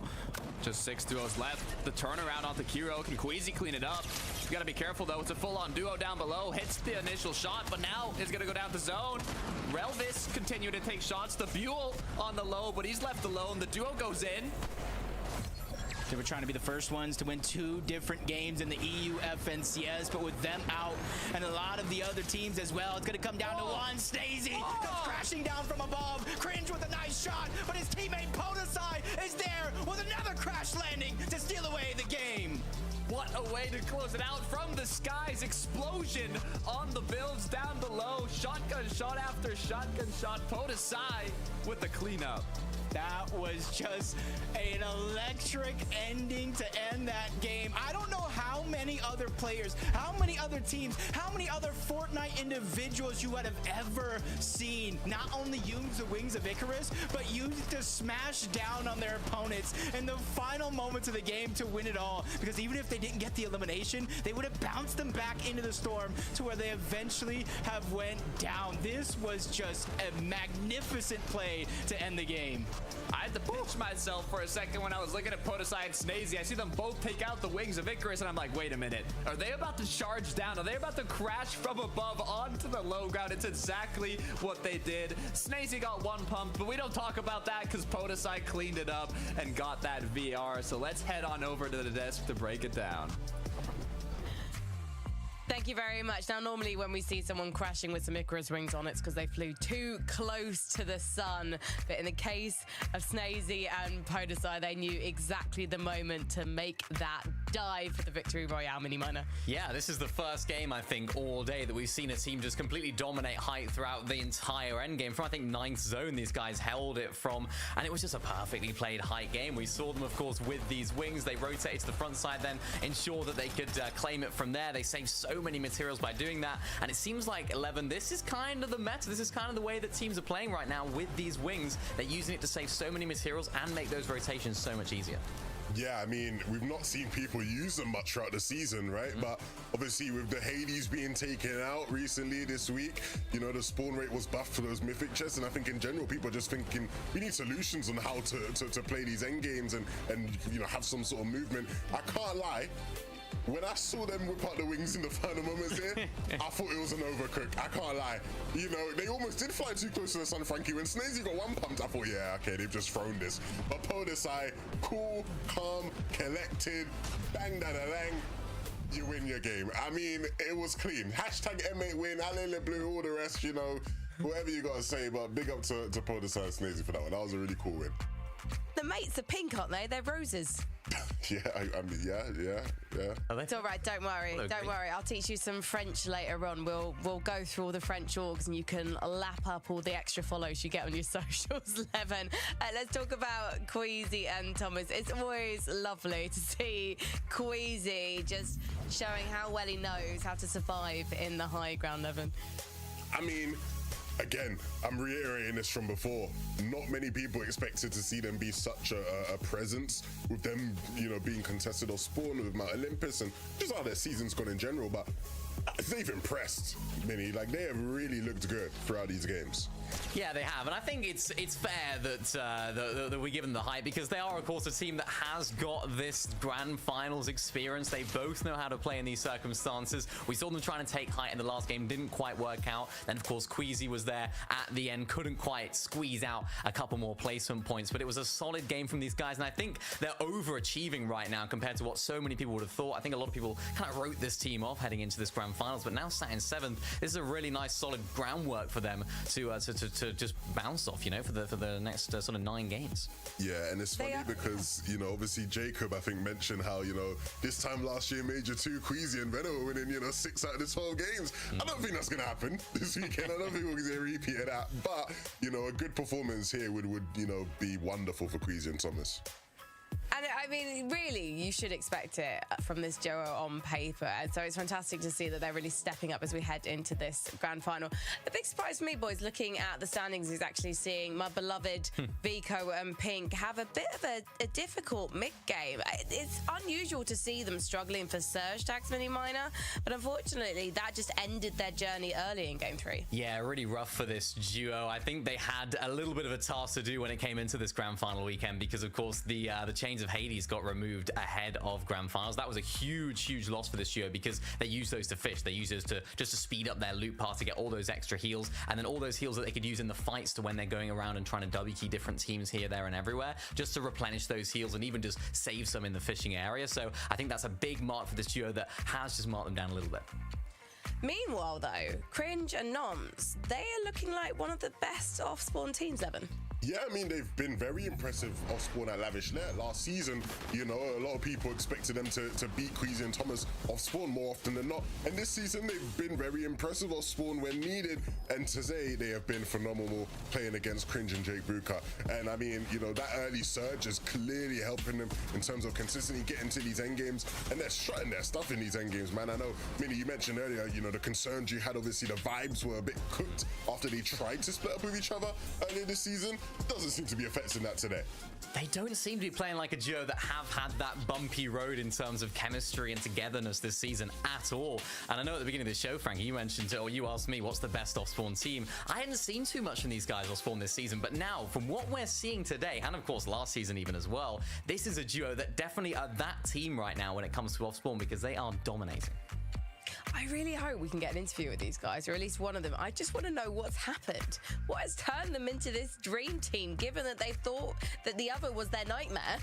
And now they've realized that actually they are definitely stronger together, because it could have been so different, you know, if any of the other duos who had qualified for semis had wanted to go with another duo, we would have seen something incredibly different happening. Is this unprecedented, this performance, Levin, for a duo that did want to go their separate ways? No, I wouldn't say so. You'd be surprised how many top teams like don't want to play with each other sometimes, right? Like historically, there's been teams who have, you know, not wanted to play with each other and they've gone on to win FNCSs. There's been examples of that. So, you know, it isn't unprecedented by any means, I'd say. It's a professional relationship, I think. So many professional relationships in Fortnite, unlike the one I have with you guys on the desk. We're going to head over to our casters, though, guys, because it's time for game number 4. I'm going to put the kettle on, Levin. I'm a little worried. It's game number 4 already. That means these games are flying by quick. Takada, I just got one question for you and everybody at home. Are you not entertained by these matches that we've seen so far? Look, we've seen things that I've never seen in competitions at this level, right? Double wings of Icarus in the last 2v2 of the game. Like, what are we watching right now, Jacob? Yeah, I thought that being able to see the rotations was enough, but game number 4 is gassed up and ready to go. Takada, let's get into it.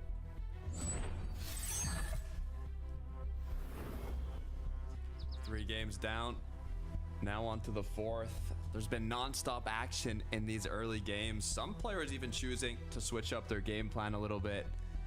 But what we're going to take a look at, it's down below in the underworld. 3 teams originally contesting this drop spot.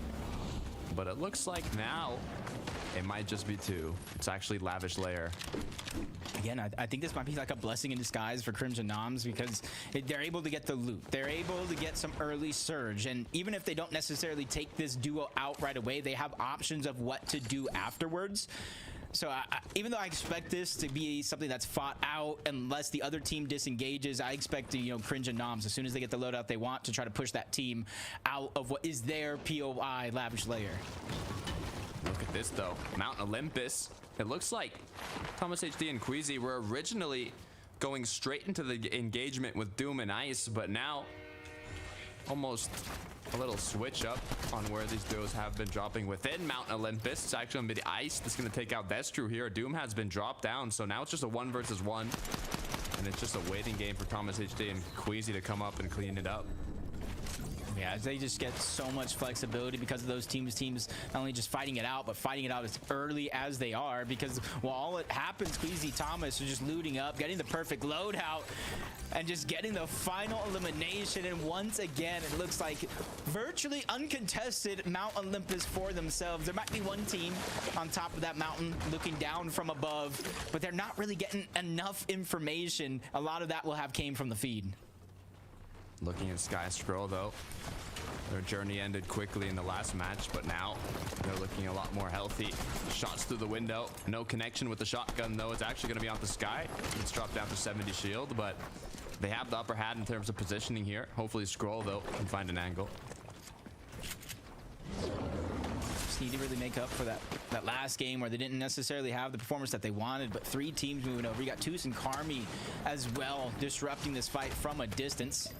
You can see some of that damage landing on Sky because of it. Kind of forcing these 2 teams into extractions lower than where they're currently positioned. Even Sky and Scroll are separated from each other. But with no like current engagements going on, you can see in the minimap, nobody's just trying to rush one another and clean up a lot of that damage.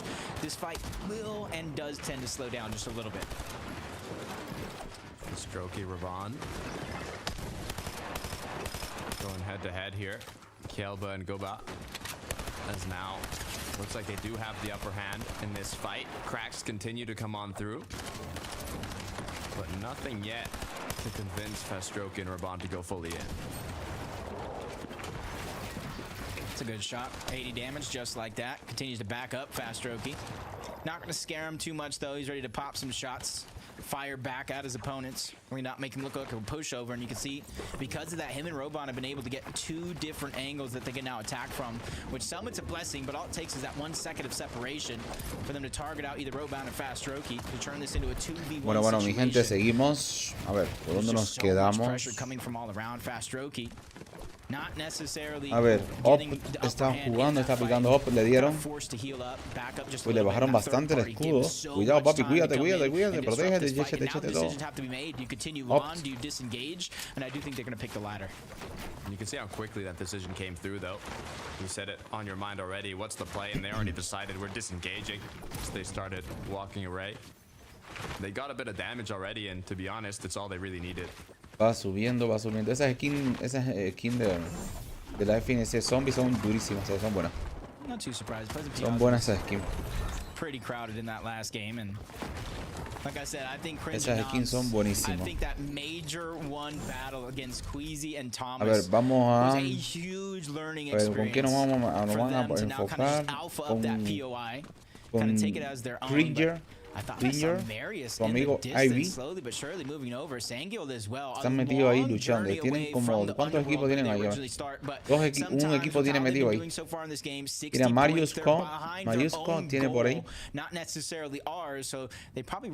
Tiene Marius Co. Él está agachado. Ve que la gente, es que es lo mismo. Este juego es por estrategia, no es jugar así a meterle balas así como loco. Yo sí sé lo que estoy diciendo. Esto no es jugar a lo loco. Esto no es jugar a lo loco. Para nada es así. Para nada es así. Esto no es llegar y meterlo loco. Este está picando, está ahí jugando bien.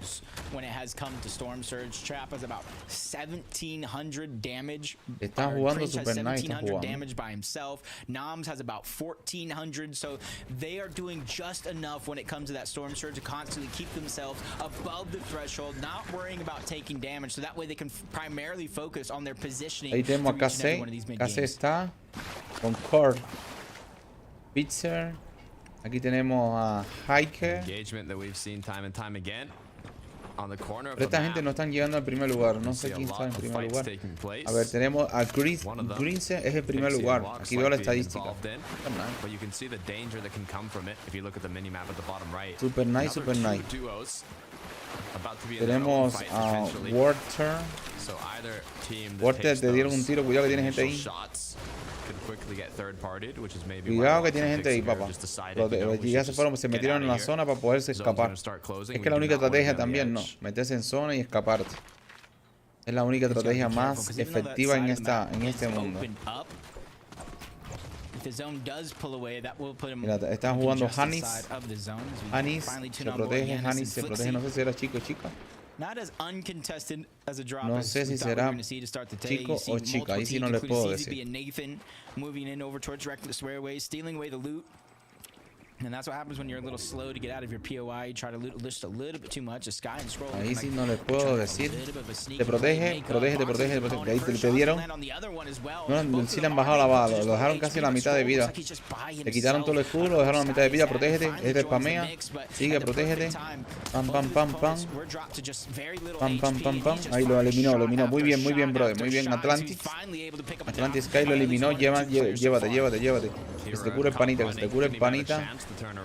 Que se te cure el panita. Atlantis Core, que se cure. Atlantis Sky está full de vida. Y ahí se está curando, se curó. Es que tiene que ser así. Es la única manera más efectiva. Tenemos a Wish y Banca, Banjak 3 está jugando, estaba liderando en la primera otra partida.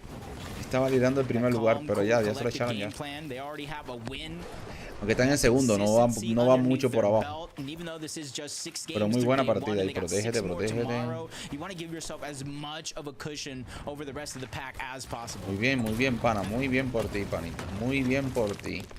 Super nice. Panita avanzando para abajo. El panita está picando, buscando materiales. Muy bien, panita, muy bien. Super nice. Muy bien. Muy bien por ahí. First shot and just the pressure is just too much, and that's what happens when you have a lot of that piece control. Muy bien ese panita, muy bien ese panita. Is trying to escape and then you kind of have them blocked off on one wall, boxed in your box, really no exits. It's kind of what you'd expect from Sky and Scroll. Te curó. Mira esa skin. Ah, la de la chica esta del paquete. Esta es el paquete que se vendió. Está super nice. But as the bunker battle continues, these can take a lot of time to conclude. Protégete. And it's the early games you can kind of see a lot of their potential, a lot of their shines of greatness. It's just the end game or ahí tienes dos metidos, Cúbrete que ellos están dándole con todo. Cúbrete ahí, muy bien. Cúbrete. Si abre eso, se salvó a hacer, se metió para el búnker. Es la mejor estrategia. Protege. El otro vaya curándose o llenándose. Porque tú no estás tan bajito de vida. Ahí cambiaron la cámara. Muy bien. Ahí tenemos a Chap Amy.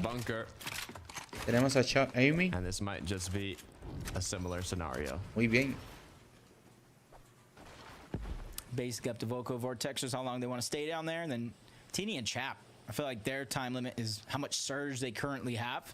Do you have the luxury to wait in there, or do you have to kind of build one of these towers like you see Queasy and Thomas in order to get your own damage? Tenemos a Heroic Thomas. Not too far off where they Parece start que construyó como una base, ¿no? Qué bueno. Pero lo tumbaron. Sí, lo tumbaron. Creo que lo tumbaron. They just need to be able to push themselves over the top. Played to that full potential. 140 points, great spot on the leaderboard where they're currently Creo que lo tumbaron. But you know Thomas, you know Queasy, never have these guys placed outside of the top 10 in an FNCS. Estando trancado. Es que ese sniper, como quieran que sea, chicos, el sniper no es tan efectivo. El sniper, ¿cómo le explico? No es que sea tan efectivo. El sniper no es tan exacto lo que da, porque antes sí daba de una, pero ahora no. Eso cambiaron en este capítulo. Yo diría que el sniper antes estaba mucho mejor. Vamos, Heroic y Thomas. Se mueve con el equipo, pero sigue en la zona. Sigue en la zona. Ya me dio ganas de jugar esto. Ya me dio ganas de jugar esto. Ahí, muy bien. Pero están metidos en zona.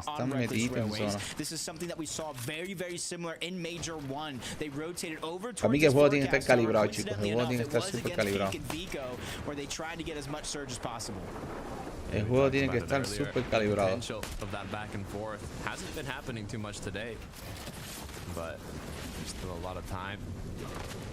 Now the separation has come through from both duos. Nothing too risky on either side. Just 18 seconds till third zone closes and fourth appears, so you'll see them make their way closer and closer into the zone here. But Cringe and Noms once again, it's non-stop action for this duo. Yeah, they're ready to take a challenge. Green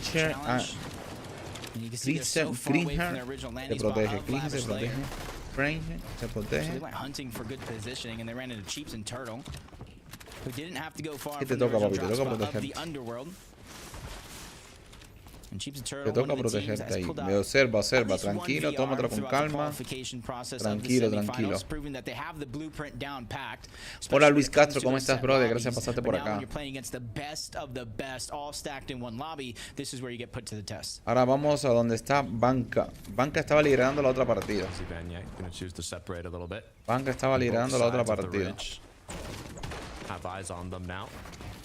Tenemos a Sri. The only duos that are in the surrounding area are quite far. So it looks like they're kind of planning where they're going to take this launch pad to. And no matter where the zone pulls, they have the inventory.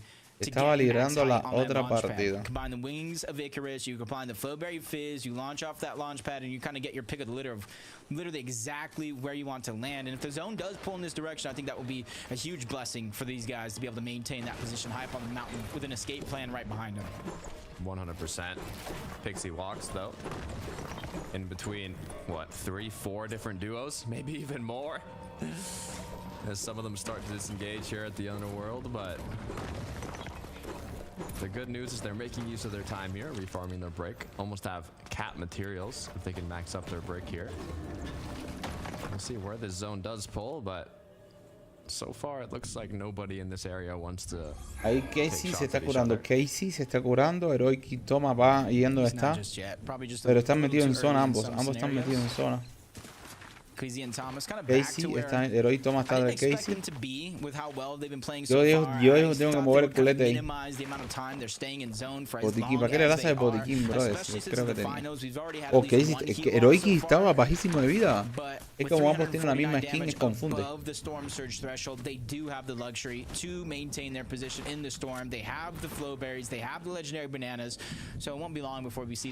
Outside of the zone and even possibly having to rotate to the next. Tenemos a Trash 1. Zohan and Trash 90 below. Está metido en el in the underworld. You do have that river of sticks that gives you el those castillo de dashes. estos dioses están ahí de la parte verde. La agüita verde está ahí metido. Agachadito. Es que no sabe si hay gente ahí metido porque es un cono cerrado. Y gracias a Dios que ahí para adentro no se ve nada. Si no, bailas. Goes back to 83, but they've just got 18 seconds until Storm Surge will start ticking, so they've really got to do something soon. And look at that, Jacob, the combo. Protege, creo que vio gente, creo que va a eliminar que están abajo. Getting a huge amount of damage, but it's not enough. Yeah, really catching a lot of players off guard in this finals. It's not something you scrimmed against, not something you practice against. You even got the Thunderbolt of Zeus coming in from different directions, forcing Trash and Zohan to just Trash está jugando con Soha. And now they're falling further and further below that damage threshold. ¿Y ese rayo dónde viene? Have their eyes on the Chiefs and Turtles. They're not really going to get the opportunity. Zohan's finally going to get knocked by Cringe, who ¿Vieron ese rayo rojo? into the mix. Him and Noms are able to clean up that elimination fully, get the loot. Even though they're pressured momentarily, they have very little to worry about. Now that they got a huge refresh, they get the materials. No creo que sea el rayo de Zeus. 550 damage above the surge threshold. Trash not only getting picked by Zone, getting pushed as well by Cheap and Turtle. Cringe Noms, though, know exactly what happened, and they're hungry for a little bit of the pie. Shot comes through, nothing big connected. Lo que se me ocurre que sea rayo de Zeus porque es ilógico. Hola Dylan Díaz, ¿cómo estás? Uy, se lo echaron ya, ni modo. Ya ni modo, se lo echaron.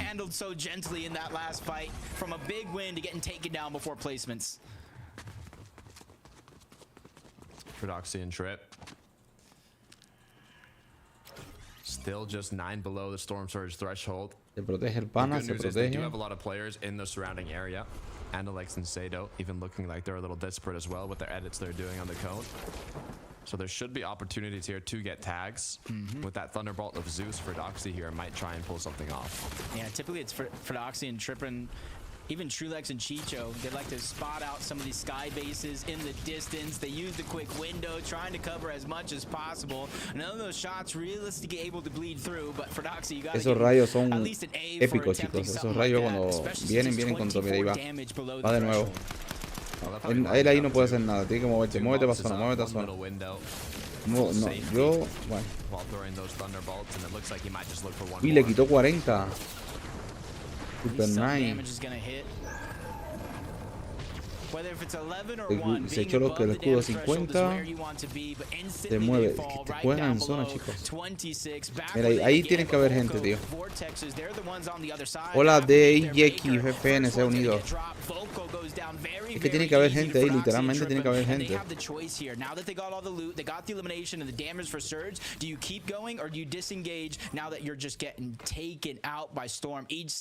Last is going to be less health you're able to leave with. That's the big question. As you can see, how many players are getting affected by the storm surge as those lightning bolts come from the sky. Benno Tayson being one of the duos, but all they need is one quick shot. Cherry is down below. Pero ese rayo, no entiendo. ¿Quién tira ese rayo rojo? Continuing to apply pressure. No shot's been connected. Estoy medio perdido. Lost so much shield already. Just not being able to ¿Quién get that tira one ese tag. puto rayo rojo? Now one tag is just causing them so much commotion. Finally, he's able to get one on the tail, even spotting video out on the other, just trying to keep on increasing that storm surge. They're in such an okay position to stagger themselves back and get the surge, but it has to be worth it. You have to at least get it at the minimum. Falcón Tyson se está protegiendo, pero Like I mentioned earlier, ese rayo rojo veo que no sé dónde viene. You can rotate a lot quicker with that river of sticks. La zona no genera rayo rojo. Everyone having those dashes also just allows for a majority of the duos to get positioned where they want to quicker. Thomas HT and Queasy being one of the duos, kind of just taking shots at everybody that's rotating in, but Benno now looks like they found it.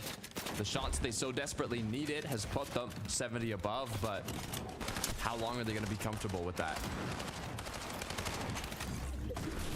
I like the way he's just taking opportunities. Está súper extraño.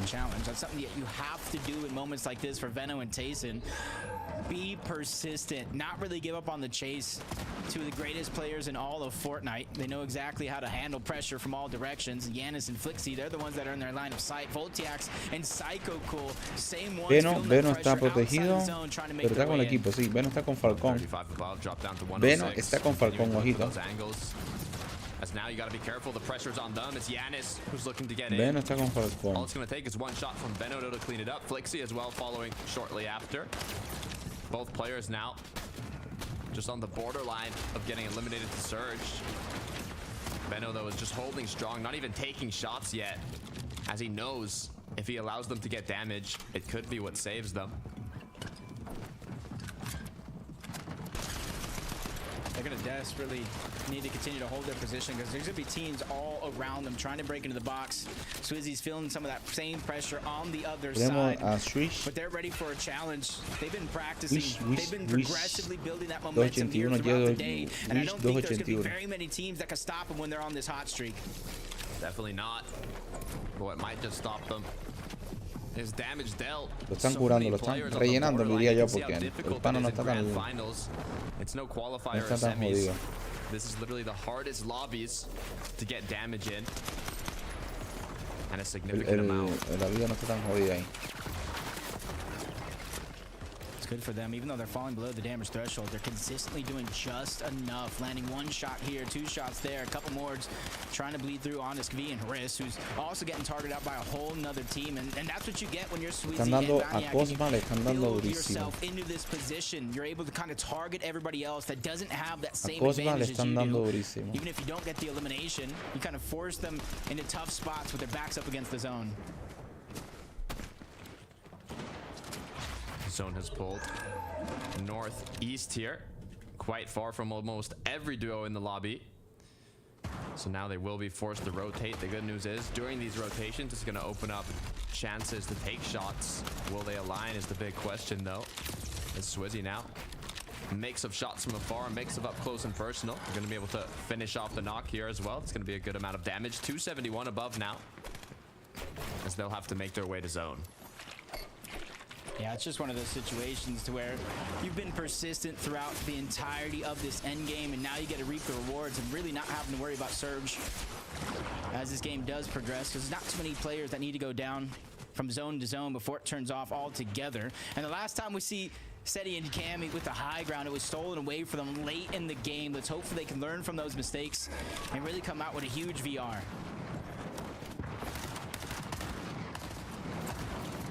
Zone gets smaller and smaller. The pressure just keeps on weighing down the shoulders of these players. Tayson's already lost Benno. He's forced to try and hold on. Will he try and pick him back up? Will he just let him go? Pressure from the sides. I'm trying to think if one of the duos knows or who got that knock. Will they continue applying the pressure? Tayson might just be able to pick up Benno here. This could be huge. Yeah, this could be a big moment for them. And I like the way he assessed the situation before instantly trying to go for that revive. knowing that anybody around any corner can hear with the audio visuals that Revive coming out and try to attack. And that's why everybody here is proactively trying to get prepared for this next rotation. Majority of the lobby does have the front side of the zone, but there are a few players staggered around that zone that have the furthest distance to cover. 5 seconds and the rotate begins. Cringe noms now. If you look up above though, it's Cammy and Seti. Looks like they want high ground this game. The zones have pulled in their favor. Now they just need to maintain it. They have the water bending mythic, so they can continue raining down from above. But they're still 9 below. They need to start connecting these shots. Yeah, not necessarily too worried. Gracias, Seyun, por suscribirte, brother. Gracias, te agradezco. Gracias, hermano, por tu following. Gracias, brother. Gracias, apoyito. Falcon está vivo todavía. Ganando duro. Voy a hacer café, ya regreso. Almost down. Queasy once again left as a solo. Just 30 above. Forced to connect at least 1 or 2 shots here with the SMG. That zone keeps closing though. Playing as a solo, it's more difficult to go ahead, especially if you're not too healthy on materials. Good news is, Queasy has 27 builds. This should be more than enough to get him at the zone, but another solo that's clutching it up is Tayson. Yeah, top 10 positions for both of these players in solo is going to be huge for consistency on the leaderboard, but Tayson goes down. Queasy, he's trying to make his way in towards the zone, but he goes down as well. Both Chap and Marius get credit for both of those eliminations, even though they're on separate teams. They know exactly what it takes to reach the top. Titans taken out of the game as Swizzy knocks down another. Noms gets fully eliminated. Vanyak and Swizzy now up to 5. They're playing on this border of the zone closer to mid-ground, but are they going to choose to change it up? Wings of Icarus once again conserving their materials as they look up, start chopping down height. Yeah, this is going to be a big moment for them with Seti and Cammy coming crashing down. They try to figure out a way to hold on to the backside of the zone. It cost them everything. Great shots by Swizzy coming through, and now they are the leaders. They are the kings on top of high ground.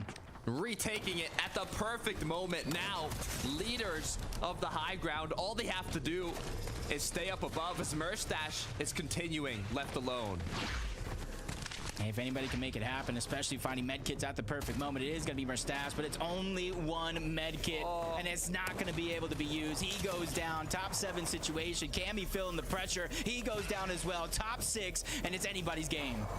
So many duos playing together here. The chemistry is high in this match. Sky and Scroll, they've been incredibly close. Now 6-7 eliminations. Looking healthy as well. They might just try and retake height here. This could be the perfect opportunity as long as Swizzy and Vanyak don't see it coming, but it does look like they have their eyes on the prize, forcing every team that tries to climb up back down into the ground, facing off one next, and that's Trulex and Chicho. 2 eliminations so far, 170 points, trying to make up for lost time, and this is a chance with Sky and Scroll on the other time. They're feeling the pressure, but Trulex is up for a challenge. All the battles forced to unfold in the low ground now. Duo versus solo as Sky now is forced to heal back up. It's Marius though, rotating inside of the zone. Dropped to 20 HP, just 2 ticks away. Sky as well gonna go down. Marius is still up. Yeah, everybody dropping like flies here in towards the end game, and Marius might be the one that gets the good portion of that loot, but you still got a team positioned right below, with the Kings on top of the castle right above. They're looking to be the first team to get at least 2 victories here in the EU FNCS. Looking to rain down from above as the low ground duo is getting stuck in the dirt here. They need to break through previous builds to make it into the zone, and Marius might just be on the other end here as he continues to build on up little by little. One solo in the middle of the height and low sandwich. Can he make something happen? Hey, if anybody can make it happen, it is going to be him. We've seen big plays already once, and already you see it. Swizzy ready to come crash, landing down. Vanyak does it again, learning on the fly, but he gets dropped down, and the win is solidified by Swizzy. The theme continues, crashing from above. Once again, high ground plus Wings of Icarus. Is this the new meta? I think it has definitely shaken up a bunch in this last couple of games. We didn't really see it at all leading up into the grand finals, but now things have changed. Players are forced to adapt on the fly. What a way to close it out. They took high ground at the perfect moment, taking out Seti, leaving Cammy alone. And once they were up above, Swizzy and Vanyak, all they had to do was play it by the book and close it out in that last 2 versus 2 where we saw a replica of how the previous match concluded. Yeah, I was a little scared. I was a little nervous. I saw Swizzy dropping down by himself. I'm looking around. I was like, is that a bird? Is that a play? No, it's just Vanyak with the wings of Icarus ready to have a crash landing and take that game away. And it was a game they deserved. They've had high ground for a couple of zones and put pressure on everybody below them to make sure that game was theirs. That was insane. I'm sure down below they were looking above, thinking the same thing that was on your mind. But I want to see how that's shaking up the leaderboard. So Frankie, what you got for us? I'm also very excited. I've also learned yet another motto from watching the games today. I love a motto, boys, as well, you know, which is why suffer from full damage when you can Icarus down and cause full damage instead, Levin? And I think it's obviously a tactic that's really paying off for these boys. Do you think it's something they can sustain? I mean, yeah, it's just so perfect in those final moments, right? Gracias, UFTV, por seguirme. Te agradezco muchísimo ese apoyo, brother. Gracias por seguirme en Kicks. Thank you. It's looking really nice for them, really, right now, I'll be honest. 2 wins now. They look so solid. I think the key standout thing for me, and I think we'll see in the highlights in a second, the way they took height in this game. Yep. The beam onto Seti and Cammy, who were up there chilling, looking comfy, was disgusting. It was like a laser beam. I mean, they did not have any chance of stopping it. And it's right here. Look at this. Seti's just thinking, okay, we're getting chopped out. What's going on? Oh my! Wow. It's disgusting. What do you do? I mean, it's that assault rifle. It's that assault rifle they get from their drop. It certainly packs a punch, and you can see exactly the way they did that. They just looked back, sprayed out the back, and of course, Seti had no chance. This is what I really like about this as well, actually. While Vanyak was going down, Swizzy actually made sure that they were just looking at him first, and then instead of actually attacking the builds from Vanyak, which we saw Snazy and Podeside do when they, of course, got their win, he actually just went around the builds and then directly onto the players, which just launched them away, caused all kinds of chaos, and ultimately worked out in their favor. It's like the sacrificial bird trick. Yes.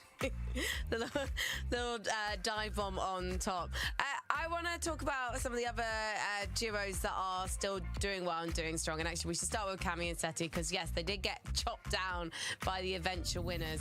But actually, whether it's Cammy solo clutching or the boys together getting to the end game, they are really impressing today, Miniminer. Yeah, this is exactly what we wanted to see from this duo, right? We haven't quite seen this perfect game from them yet. Even this game, a little bit below up there on height, but it's this water bending from Cammy, the ability to keep on applying pressure to the entire lobby. We saw it even before they took height. They were just spraying all the time onto that opposite height, making sure that nobody else stood a chance. Of course, this was a moment right here when Seti went down. Cammy still had the height, but of course he had to drop down. There was no way he was going to hold that against Swizzy and Vanyak. But really solid from these guys. They just need to keep up that consistency, which is exactly what we know from this duo, and they'll find success, I'm sure. And Cringe and Noms, it's actually so surprising that they haven't got Victory Royale yet, Levin, because these guys are fighting tooth and nail consistently, making it to the end. Yeah, I mean, Swizzy and Vanyak making it tough for them, right? They're stealing all the Victory Royales away from everyone.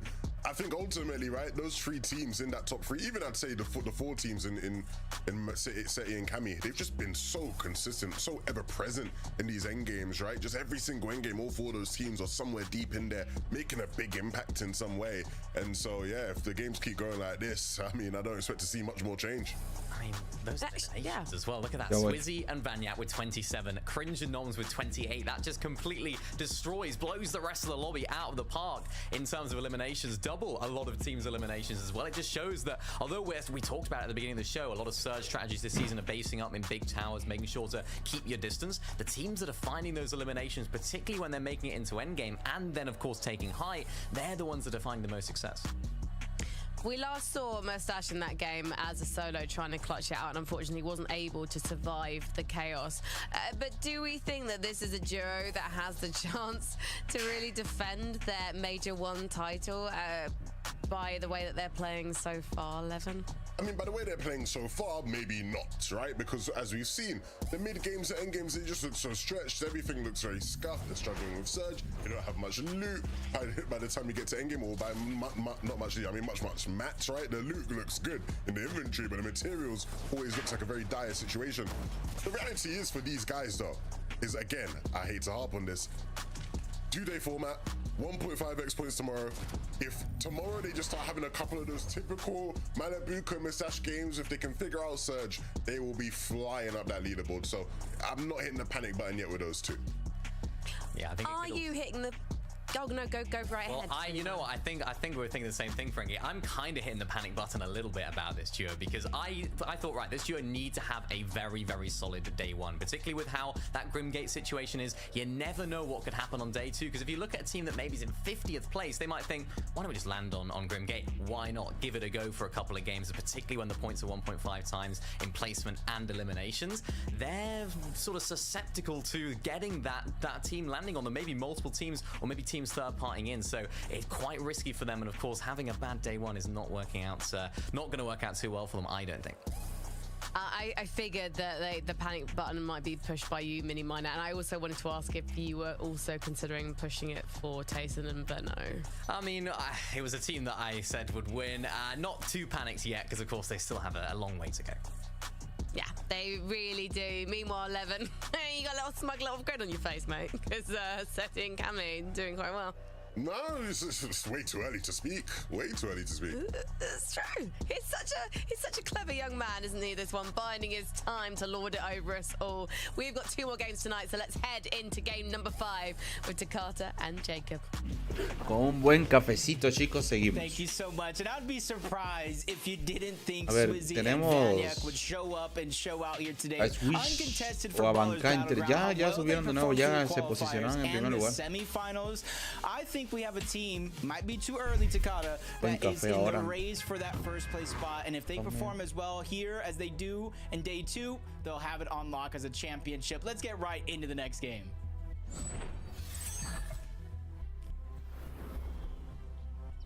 Ya estoy, no, como demoró usted a almorzar, princesa. Being 1.5x points, anything can still change up on the leaderboard. Day 2 is where como demoró usted a almorzar. Yo estoy tomando un café cubano.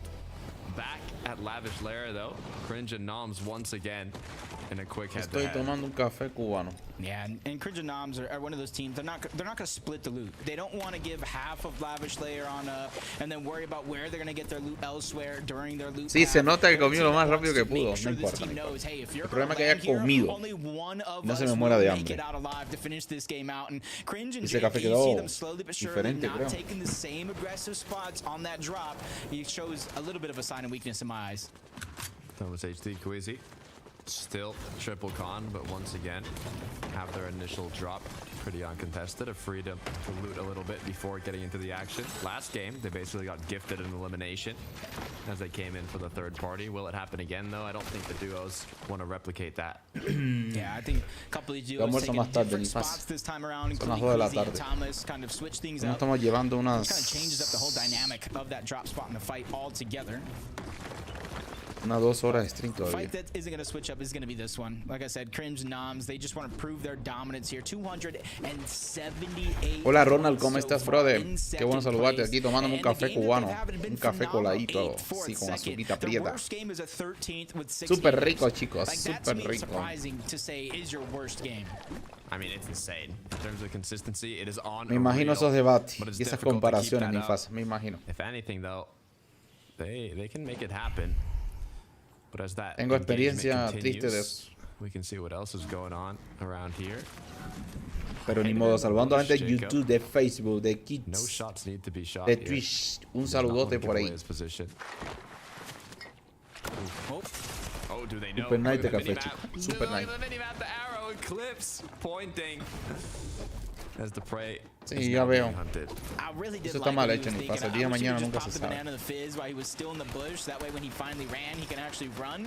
El día de mañana nunca se sabe. Lo digo por experiencia, mi gente. Let's see how he's able to stay alive, and we'll grade that one as Eclipse and Dexy just seem to be hot on the chase even making them kind of tear off the side of the mountain. Noms and Cringe, they were at least able to get one elimination so far, and that's where you're seeing a lot of these early game skirmishes that have been drawn out, taking some time, mamita, quicker and quicker to the finish. Continuing to hunt now in the 2v1. Hola Jaylee, ¿cómo estamos? ¿Cómo estamos? Pero tranquilo, no pasa nada. Yo sé que eso siempre duele. White tag comes through. Confidence rises. We gotta be careful. Pump shot attempted, but not landed. Pero arriba ese ánimo preciosa, tú eres guapa. Te unes a Disco si quieres conversar. Abro Disco y hablamos por ahí. Anytime that team lands at 3 points, free surge. Obviously, it'll shake things up if they actually go down off spawn, because especially if it happens tomorrow. Cambié el monitor, ni pasa, cambié el monitor. Bueno, no cambié el monitor, lo puse diferente. Estaba en vertical, lo puse en horizontal. Sabía que esto me iba a salir por ese lado. You know, what do you do at that point? You go like 0-6 day 1. Do you keep it? Disculpen nomás, las pantallas se cambiaron para acá ahora. Adapt at the same drop spot if you switch it up. It's a tough decision you have to make. Ding, ding, ding. Even seeing teams like this, Volco and Vortex, they're switching things up. Really haven't had the best start to the day so far, even though there's 2 games left. All together or just engage out of a fight right out of the gates. And as we tune in, Veno, Tayson, they already have a knock on the POTA side, which is quickly cleaned up by Veno. And they see where Snazy's at, so you know Tayson and Veno strapping up their laces because they're ready to go on the chase. And it's not gonna last too long, as Tayson now drops right onto Snazy's head. 2 shots. No importa, ni pasa, no importa, no importa. Way to finish it off. Quick and easy. Talked about possibly pressing the panic button for a team like this. I feel like it's only a matter of time before they become online, start creating some consistency, and go back to the team and players that you know they can be, perform at the highest level. This is kind of a replay of the first one getting taken Pero igual el stream no va 100%. El stream no, los videos no va 100% bien. Tienen su delay, su cosilla de con el tema de no se ve tan nítido. Y en la original, en la que estamos retransmitiendo, ni en nada. But if the zone closes, they might be forced to move a little bit. And this is a team I felt like we were going to definitely see at the top of the leaderboard, especially with how insanely consistent they've been. Not just the qualifiers weeks 1 and 2, but how insanely they were consistent throughout the semifinals as well. I didn't really ¿Cuántas horas llevan directo? Voy por 2 horas. Voy a mandar una captura de algo. No sé por qué me aparece esto ahora. Y ya había cumplido todo el objetivo.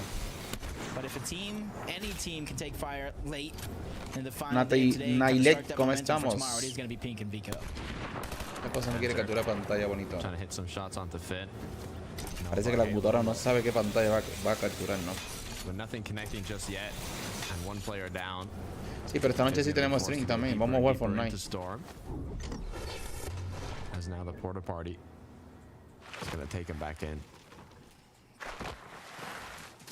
I'm excited to see a little bit more of this early game from Swizzy and Vanny. I kind of see what they're doing. You see them kind of leaving Mount Olympus, which means they had an early rotation out of Brawler Battlegrounds. Throughout the day, you have seen almost a must carry out of this team and some others of the Wings of Icarus. And then they kind of have the Flowberry Fizz and the Legendary Banana to kind of round it out. And the Flowberry Fizz gives them 2 options. You use it regularly, as normally everybody does, or you combine it with the Wings of Icarus to cover more ground much quicker. Marius left as a solo once again. Se ha unido una mariposa, es lo que puedo ver. 169 effective HP and shield up against cheap. No veo otra cosa. But I got faith in Marius. Una mariposa. Keep it a buck, Jacob. I think you can make it happen. They are in 12th place on the leaderboard. Turtle and Sheep being in 34th. You can tell they're almost a little scared here to go in, even though they know it's a solo. Can Marius connect the snipe though? Unable to.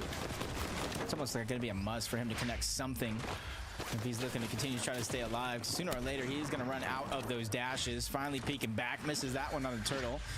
But he's getting ever so much closer as he changes directions very, very quickly, trying to keep his opponents on their toes. Back into the dashes, dips a toe in, and this is going to be his biggest chance to try to create as much distance as possible. Hola, Haker, ¿cómo estás? Gracias por pasarte por acá. He's doing a good job of creating so much space. I gotta give him so much credit for it. the hunt is going to continue, Jacob. He's not done yet. The mission isn't over. He starts swimming further and further away. This is going to be a long run. I mean, either he hits an insane snipe, or eventually they're going to catch up, and they're going to have to take that fight. It's almost like they know where players that land the underworld commonly position themselves at. Because even though Marius did a huge cut towards the left, Cheeps and Turtle following him on that same cut towards the left. And they just, I think they lost him. I think they finally lost him. Don't know exactly where he's at. You see Marius in the minimap just north of the underworld has finally successfully escaped Turtle and Cheeps. Someone who might be ahí vemos, ojito. Has lost Velvis, or Relvis, sorry. So we'll have to see. Ahí vemos. Tenemos a Setting. Yo ganas jugar Fortnite, pero igual solo. It's only really a question. Pero hay que esperar que termine esto. You did a good job of creating a space, creating distance. Hay que esperar que termine todo de ley. But if he doesn't have the reboot card, he's has to backtrack, go in that position, and even see just southeast of where he's kind of running to, that little gas station that is parked by. Actually, I do believe that's the bunker. Excuse me there. And with the bunkers opening up, he can rotate in this direction, kind of spot, get information.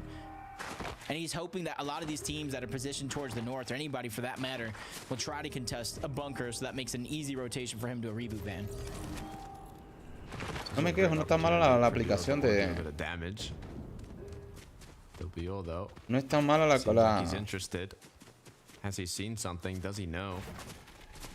aplicación de TikTok. Está chévere, está sencilla, pero está chévere. Le faltaría más cosas, pero está buena. Le dieron un trancazo a este y le bajaron la vida. Estás pana, ponte pila que te bajaron. Ponte pila que te bajaron. Huye, huye, huye. El panita tiene que ir tal, corre que te corre. Bárbaro. Dale, muévete, muévete, muévete. Le volvieron a dar, ojito, le volvieron a dar. Parece que se lo van a echar. Oh my god, oh my god. Qué evidente que se lo iban a echar. Evidente, evidente que se lo iban a echar al panita. Sí, esperemos que mejore, agregue cositas. Yeah, the commotion comes through, and it's an opportunity for the other duos in the surrounding area. Dexy Eclipse raining from above with that water bending mythic onto Pixie and Walks, which are fully boxed up here with, it seems to be no interest of anything except for maybe a potential knockdown as I hear the shots coming through. They might want to break down these builds. Eclipse Dexy aware of this, popping a flow berry to evade that fall damage. And it looks like just one more build needs to be edited here for it to get chopped down. Quickly protecting themselves as well. Pixie doing the right thing of creating space between him and the falling players. That achieves the high ground positioning for them, and they're ready to go ahead and continue to put that pressure down. But you see how careful they're actually being. Instead of entering into the fight, they're taking it layer by layer, piece by piece. And as Dexy and Eclipse fall down, Pixie and Walks slow to follow. Looks like they want to continue though. Even though they did take height here, they're still looking for angles, still looking for shots. They know how important it could be, especially later on in this match. More than enough ammunition to spare. They're going to continue seeing if they can connect anything else. Yeah, and I was going to say, the further down they go, you're almost trapping yourself with only one exit plan, and Dexy and Eclipse quickly find that and exit out of there, and then almost gives them a free rotation side of the mountain. They're also going to get a chance to get those underworld dashes, so I think that's going to be a successful disengage out of that situation. Pero no se va a ver nada, ¿no? Interesting structure has been built here at Lavish. Shows how many spare materials there might be. As Noms is just gonna be. Ahí está guardadito, ¿ves? Ellos juegan parecido a nosotros. Bueno, parecido a lo que juego yo, porque for his opponents to leave and literalmente es así, ¿no? Johnson, Frizzy, and Halley, they're the ones that position just right outside. You see Axe Force in the distance along with his teammate. A lot of time to wait, especially since the zone is kind of in that position. So my only hope he has is currently having the reboot card. As we take a look, another rotation from Queasy and Thomas. Game after game, they find themselves deep into the zone, trying to rotate on and out, scrabbing together to get any fallen loot, as you see, using the bandages, then the med kit. Just trying to get anything in your inventory that you can get your hands on. You see them in the foraged fruits and vegetables, probably going to be next. But they just have to be careful because right now they're separated Reckless Railways trying to get together some loot. But they have CZB and possibly Nathan as well as a third-party potential ready to pounce if they don't catch him. So is Ivaniak in first place. Now also going to be the first duo to claim the Rift Island. Little extra loot. Nice positioning. You can even see taking some tags through that bush bomb.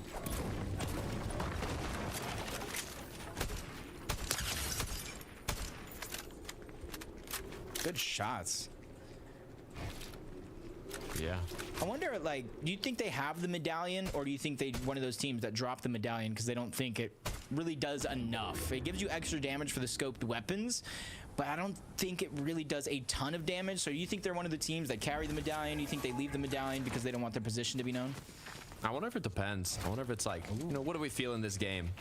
Are we going to just play a bit more aggressive? Doesn't matter if we have the medallion, or maybe want to do a little sneaky, uncongested rotate. They can kind of decide, choose to their liking on how the match is looking. Camiseti, 531 damage above the threshold currently with that one elimination. They will combo the Flowberry Fizz plus a launch pad to now most likely pick the ideal rotate where they don't run into a lot of players, as they have the freedom to do so. Yeah, I expect them to hit one more launch pad along the way. It's like that little mountain just above towards the right side, but you see them. Something that they used in the last game as well. They used the Flowberry Fizz, the late launch pads, because they are contested and have options around them to get that early surge. They're not looking for 500 right out of the gates. They're just looking for about 100, 200 surge so they can make rotations just like this. But as we tune in, a team that's finding those struggles. Trulex Chicho, 170 points, but once again separated as a solo. Ooh, this is dangerous. He is going to choose to disengage with the dashes, but rebooting this late in the match is incredibly difficult, so this might just be another solo game. Yeah, we've seen Chicho do it in game one, Trulex do it last weekend, but now it's just a whole different situation, feeling the pressure. So many angles. Now they're just trying to break into the box. 1 HP, pops the legendary banana. Not enough. Reason is going to be the one to take him down, but he was solo. Takata, how did Trulex go down? Well, it was a well-placed snipe by Kurwa. What a way to go down. Noms, remember, he was the one just crouching behind a box at Lavish Lair, waiting for the zone to pull away, and now he's used that as his chance to make his way on in. He has a good amount of loot alongside his materials, so if he doesn't get spotted here, he should just be able to keep sneaking his way into zone. Kind of see just eyeing, getting as much information as possible. I think that team might have a little bit of inkling that somebody is floating around, especially little audio cues like that. But Mappy and Kiro might not necessarily know that Noms is a solo, and you see him double checking, triple checking, peeking towards the outside. Anybody else slow to rotate in?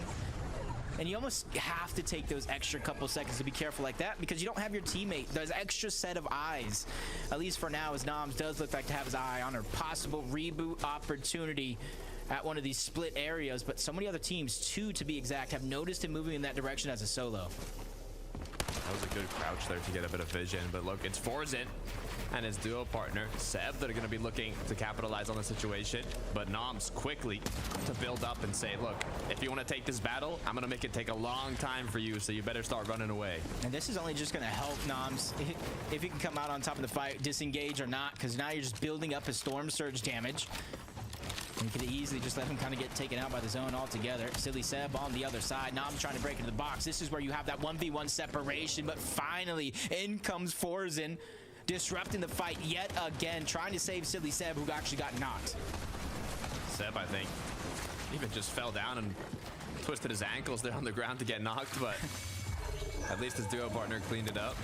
Swizzy Vaniak, both players still up now. Shots trying to come through, but nothing big connected once again. The opponent's getting picked by Storm Surge. They do not want to let them do damage as they're already above.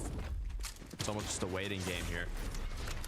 Yeah, may not necessarily know that those players are suffering the Storm Surge up until now, where shields get cracked just like that, and now they know their opponents are weak either taking damage from outside, but even they can notice no other shots pouring in, so it has to be Storm Surge. And you can see why they're playing very, very slowly, very calculated, knowing that team is taking damage. Eventually, they're going to have to push into Vaniac and Swizzy, and it's going to be a trap waiting for them. It's a tough spot to be in. Making a comeback from that situation is almost impossible, but if anyone's going to do it, it's those that have qualified to the grand finals. But with Swizzy and Vaniac being on the other end of that doorway, just a couple shots are going to need to be landed here.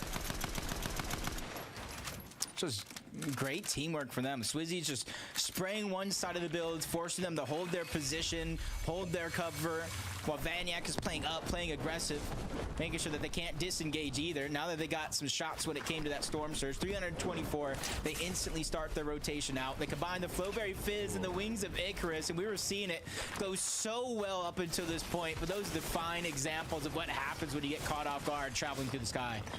A lot of materials have been forced to be used now. They will be able to recuperate what they lost, but might lead to a earlier refresh. Walks Pixie though. Also got themselves in a little bit of an engagement, but it looks like they might have just been the duo that came out on top. Nice little knock came through. Walks and Pixie continuing now still below.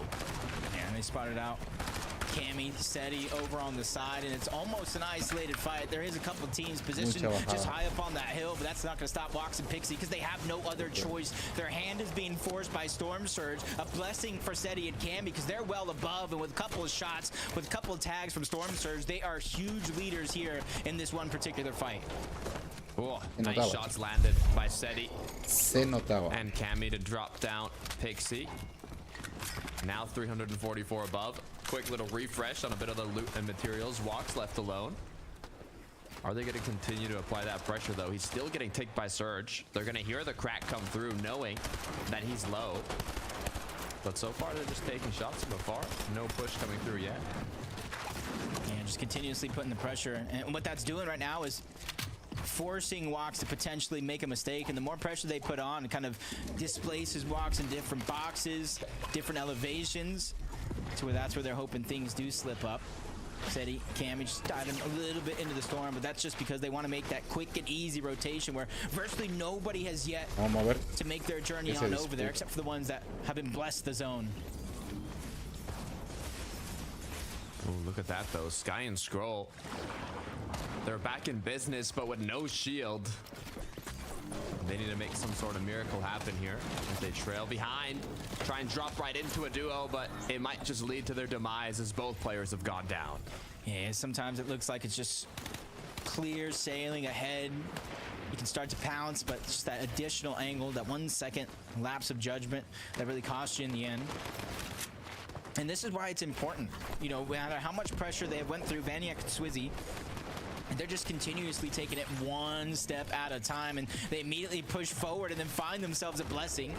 Combat's going to go down 348. Not much for the damage in the threshold, but they still have another team in their line of sights that's beginning to take the focus. And you can see a lot of the calculations going down as we're speaking to where do they go for it? Do they not go for it? Since they have the front side of zone, I think they're going to choose the easier, the less resistant path.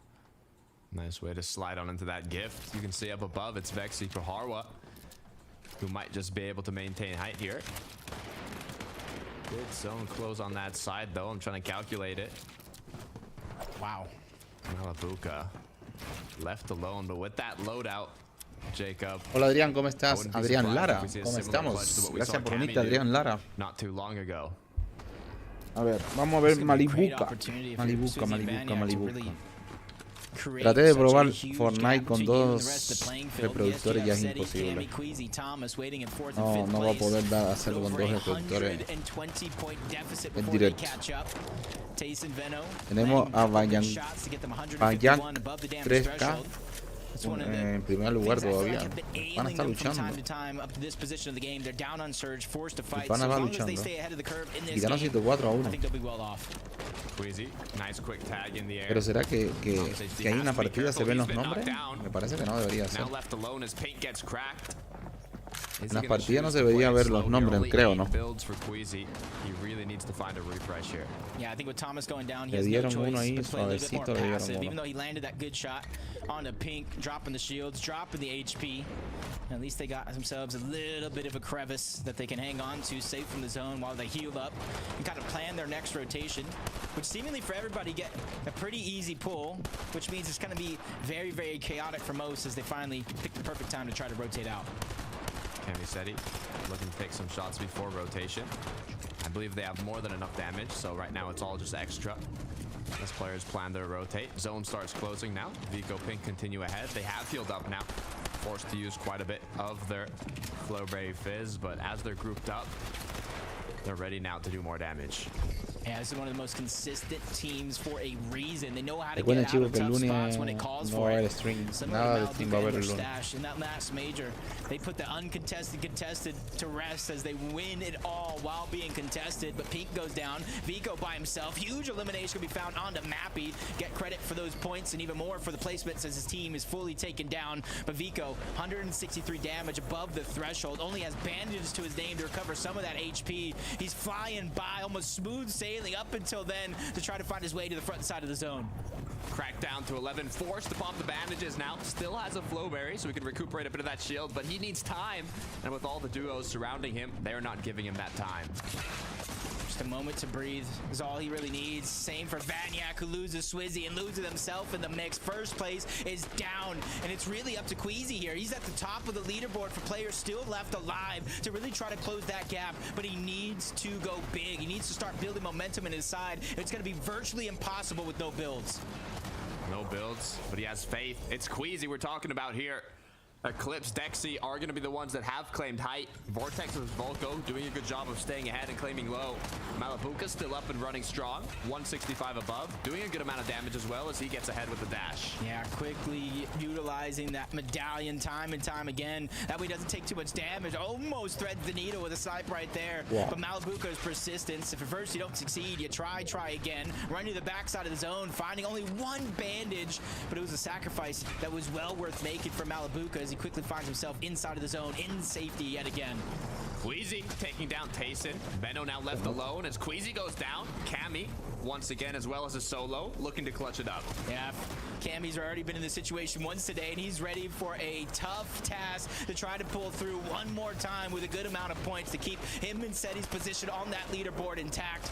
But you can see him trying to calculate, playing careful along with Team Trap, chopping down the high ground, fighting for it for themselves. Dexy, Eclipse, everything comes crashing down. That opportunity slipped through Teeny's fingers and him and Chap come crumbling down to the mid layer. They said, you took us off height game one. We're looking to claim our spot once again. Malabuka, though, one shot away from taking out Giraz. He does it.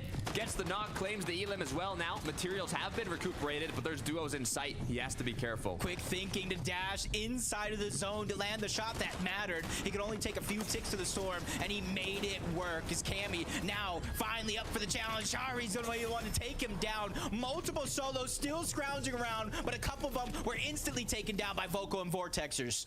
Picked off one by one as Eclipse and Dexy once again have reclaimed the high ground, but they're not looking healthy. Eclipse just a sliver of HP. Meanwhile, Volko, Vortexers looking very healthy. Man, they were one of the strong teams, Mini Miner's favorites, but instantly the curse happens. They go down. One's left with just a sliver of HP trying to survive the onslaught from Velry and Fire Hunter as they continue to smoothly move through this endgame as they go down to the ultimate low ground and bring it down to a final 2v2. Dexy and Eclipse, Velry and Fire Hunter. Gotta farm the tree. They have barely no mats down below. Up height, dropping down, shots connecting. Dexy Eclipse goes down. It's all up to Dexy now, the 1 versus 2. Can he land his shots? He cannot, as Velry and Fire Hunter take it home. And that is a prime example. Dexy and Eclipse trying to hold on the high ground, zone after zone after zone. They ran out of materials, and eventually Fire Hunter and Velry just chopped them down in the palm of the hands, serving up a victory royale on the silver platter. They were looking so healthy up on the high ground, but Chapantini said, we want a piece of that pie. The battle broke out, and it led to the duo up on height, Dexy and Eclipse, being forced to pop as many heals as possible, but they were just not able to hit those crucial shots in the last moments. Yeah, and just you see them separated, falling down one after the next. Eclipse was easy. They took him down, and eventually the spray taking down his teammate as well. Just a huge victory royale for Firehunter and Velry, starting to build that confidence before the day is over. Just one more game to be played out today, but we have to see how that's shaking up the leaderboard. So let's head over to the analyst desk and see what they've got for us. Thank you very much. What a tense victory royale at the end there. High ground versus low ground. But as it has been for the last few games, in fact, I think all of the games tonight, boys, high ground had it in the bag for Firehunter and Velry 11. Yeah, I mean, they didn't have it in the bag, right? It was Dexy and Eclipse on high ground, right? They were the ones that's true. Yeah, they messed it up. No worry, Frankie, no one noticed. Firehunter and Velry though. Firehunter, a very experienced player who's been competing at the highest level of Fortnite for quite a long time. And this season with Velry, you know, they've not necessarily been making waves, Mini, but you know, they pack a punch here and there. And I think in this game they showed sort of on those mid and low ground layers that they can be composed even through all the chaos. And in those final moments, again, Zone pulling down the hill, Dexy and Eclipse running low on mats, like they hit the shots they needed to, and you know, they win the game as a result of it.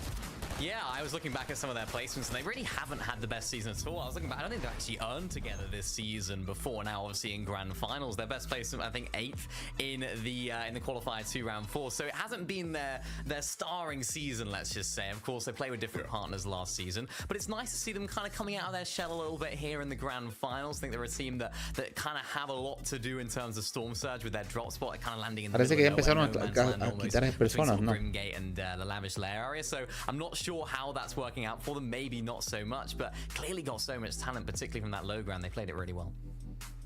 It's really interesting to see ganó BRS. Inserting themselves on the high ground to get that second place. Ganó 4 minutos para la otra ronda.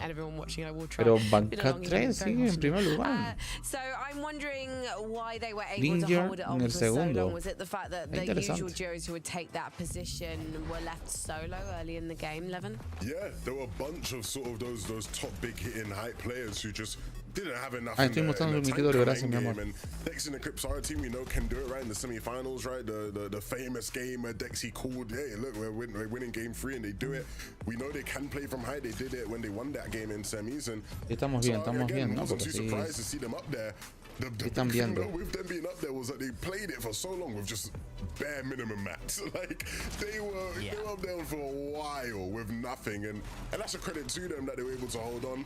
Maybe you look at the rest of the lobby and go, come on, somebody should have looked up and then figured out that those guys had nothing to work with. But at the end of the day, you can't complain. You take second place.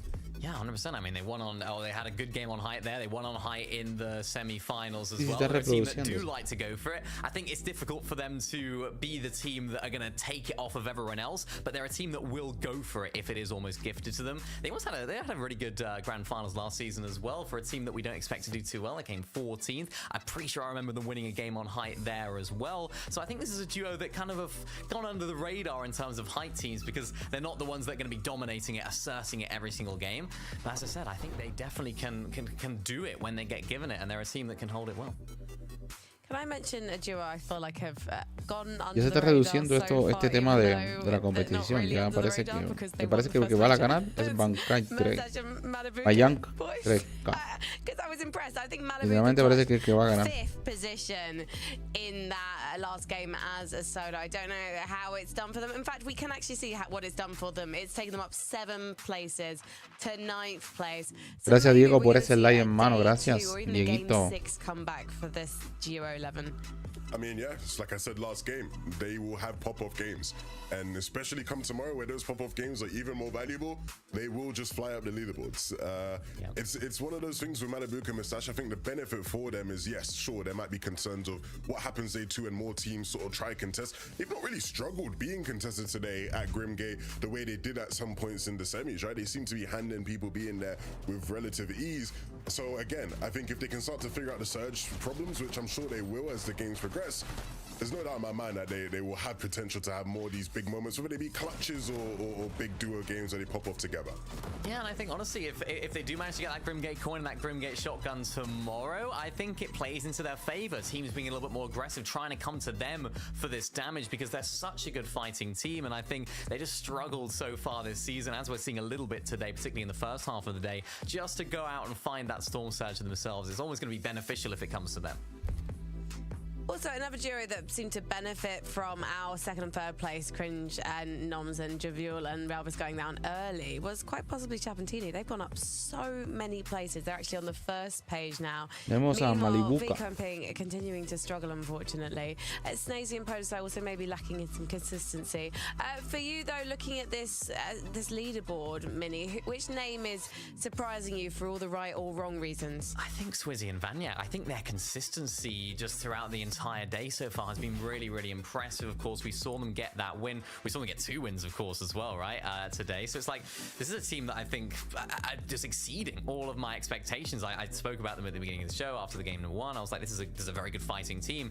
Are they going to be able to continue that momentum with the zones, with all the different spanners that could be thrown in the works?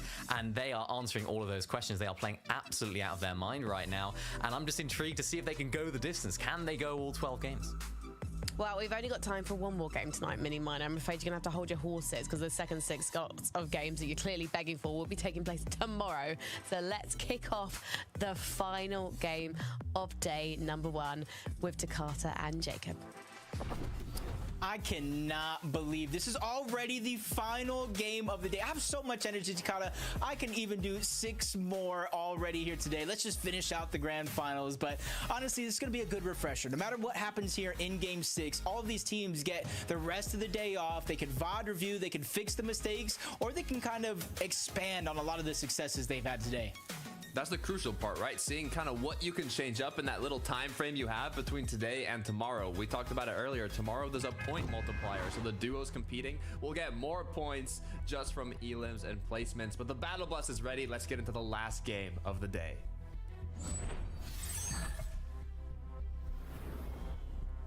I love the way you're mentioning that point multiplier for tomorrow. So no matter if you're about 60 points ahead of second place, 100 points or more away from everybody else, things can change in the blink of an eye for Swizzy and Vanyak. So it's very, very important. No matter how far ahead they are in game 5 going into the last and final game, they still need to perform at the top of their game because you don't want to let anything go down to chance tomorrow. Sky Scroll, it's on a 50-50, but this is one of the most quick engagements we've seen throughout the day. It's instant action right off the drop. This guy's choosing carefully what angles he looks to pursue. Yeah, taking his time. Slowly but surely dropping down more and more, and because they're just dropping down from above, they're giving him almost an easy path to follow. First shots in, but unfortunately enough, they're able to get the shields off just in time, and they're keep popping that Flowberry Fizz. That was a great opportunity for Scry. Unfortunately, him and Scroll are just not able to really capitalize on it just yet. Yeah, 24 damage. Did not get as much damage as he would have liked from that initial shotgun shot. So now they're just going to go back to looting and take this engagement later. Yeah, I thought I saw on the feed that Cringe and Jake Buka actually went down earlier than we would think, and it's by a duo that you wouldn't guess because they're no longer split dropping at that Lavish Layer. They try to take the challenge to Trulex and Chicho. Unfortunately enough, it's going to be the same fate, and a big start for Trulex and Chicho.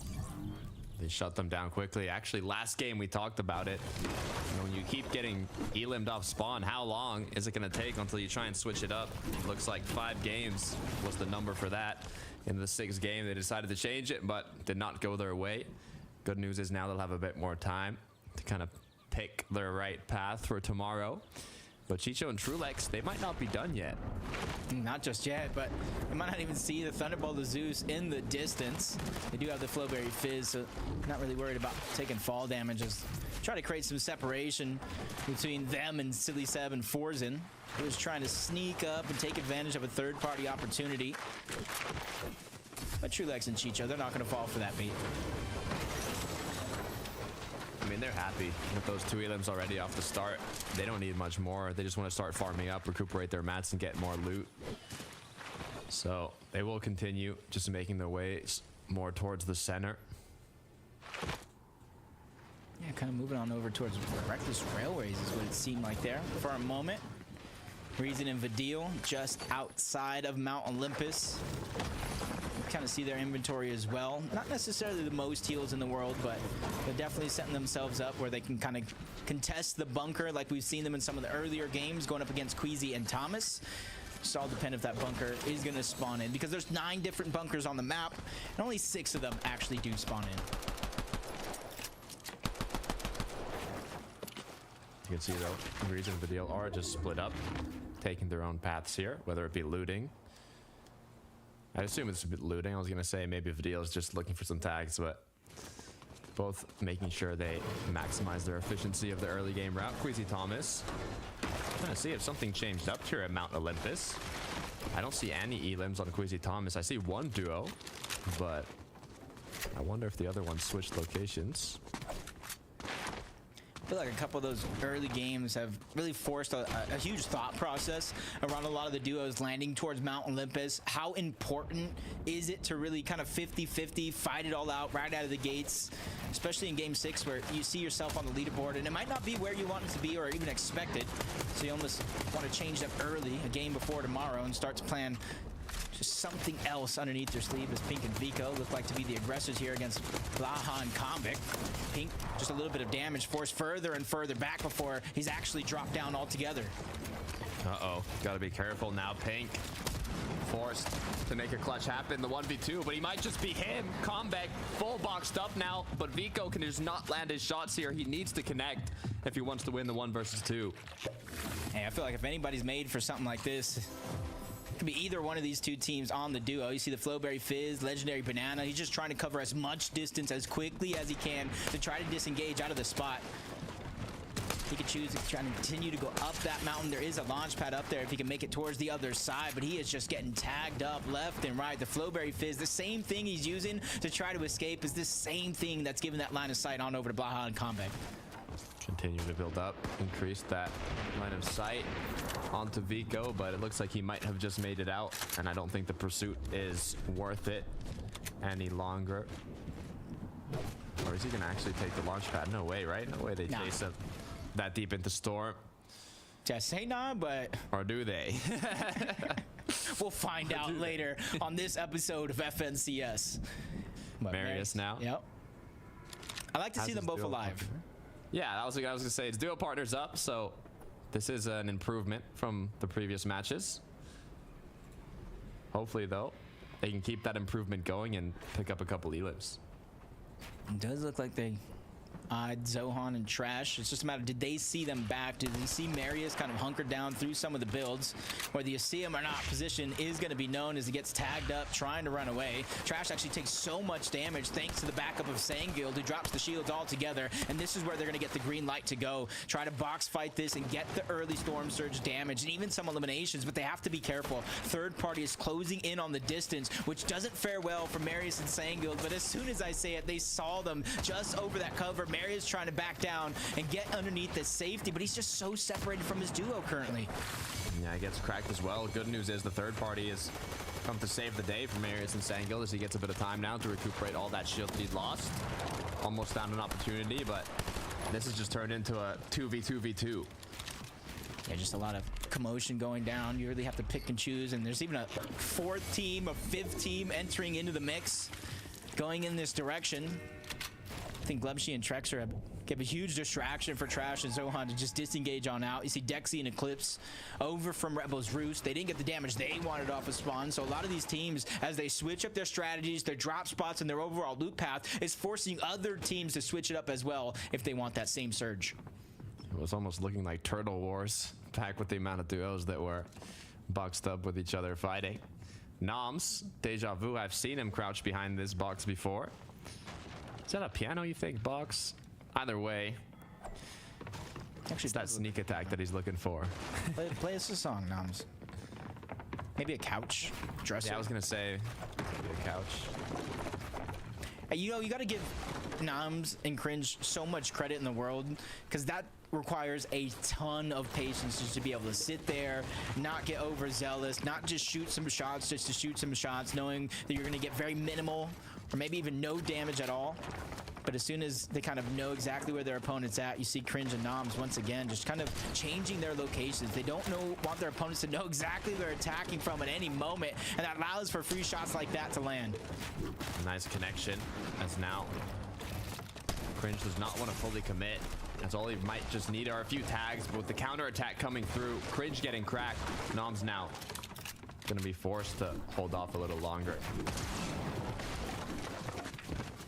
Oof. Just the constant separation between the two. It's not costing them a lot, but definitely putting them on the back foot in more of a defensive position, which is not necessarily what we've seen from this duo, especially from their contested drop to start the day. They're one of those teams that they like to get the first shot. They like to start the fight with some damage, and then they kind of go from there.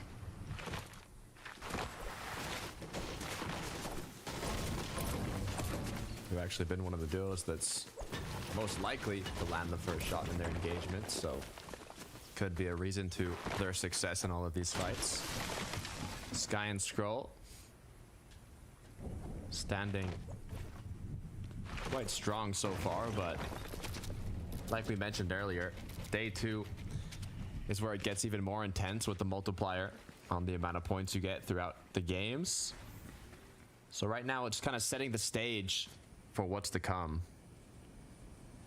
I think a win here for them, depending on obviously who finishes second, third, and so on. But a win here with a couple eliminations, I think will at least give them a 1-game lead going into tomorrow's format. Obviously, depends on how many eliminations, you know, double digits plus a win that you get in game 1. But I think they just need to kind of set themselves up, finish off the day strong. Because so far, every single game they've had but one has been in the top 10, including 2 first-place finishes. The Buell having lost Relvis though, and being so far in zone with the duo close by, could lead to danger. It really depends how long he takes here. And the thing that only worries me isn't necessarily how long he takes, but just the lack of heals that are all around. He's forced to get the fruits, the vegetables, the cabbage, the corn, anything that he can get his hands on for just small amounts of HP.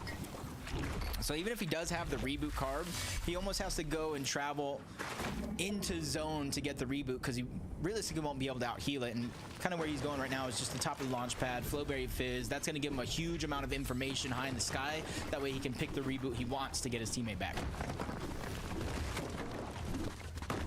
Once again, taking a look at Noms and Cringe. Just choosing to refarm up as they wait. There is a duo below them. There are duos around them. But they know that they could be hiding just like Dexy is, and it's not really worth it to drop down below. And this is like a huge switch up from the last time we saw Cringe and Noms. They were more towards Lavish Layer, fighting a whole different team. And now they just continue to rotate around the map, find opportunity after opportunity, before finally disengaging out of Rebel's Roost. But the zone is over in this direction, so they do have all the time in the world to pick where exactly they want to position themselves before it all comes to an end. We'll see what they're capable of. The Buell, though, like we said, had that duo close by. It looks like they found each other, but just with that cabbage, sliver of HP has made it. Issue is, no more fruits to work with. You can see the desperation here. He needs to find a med kit, a banana, something to get him a bit of HP, or he's done for. Yeah, this is going to be his kind of last hope, moving on over in this direction. Bandages, apples, bananas.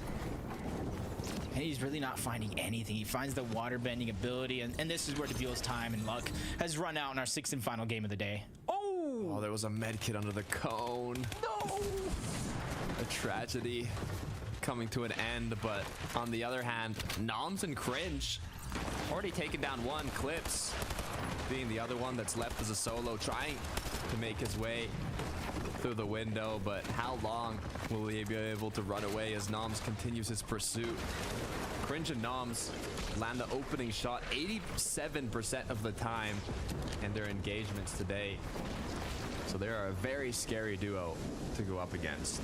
Mike, is he going to do it? Is he going to take the porta potty? I know he's trying to at least cut off an exit. And even though this wasn't the original team that they were fighting over towards Lavish Layer, Dexy and Eclipse did move over in the direction of Lavish Layer. My biggest assumption is possibly trying to get Storm Surge for themselves, which caught the attention of Crimson Noms. And now you can see why they're getting so aggressive. But another team enters the mix. That's Glubshy, that's Trexer, causing a little bit of a distraction, which is a huge blessing in disguise for Dexy and Eclipse. Do they need it, though? They've already done so much damage. But they have to decide now, is it worth it to take on a full 2v2 without having the upper hand in the engagement? I don't think it is as they try and disengage. You see that over towards Rebels on the left? On the west? Ooh, Underworld Medallion has been dropped. Somebody's trying to play sneaky around the Underworld to either get a teammate back or try to get some free Storm Surge. Interesting potential play. But for Raban and Fastroki. 108.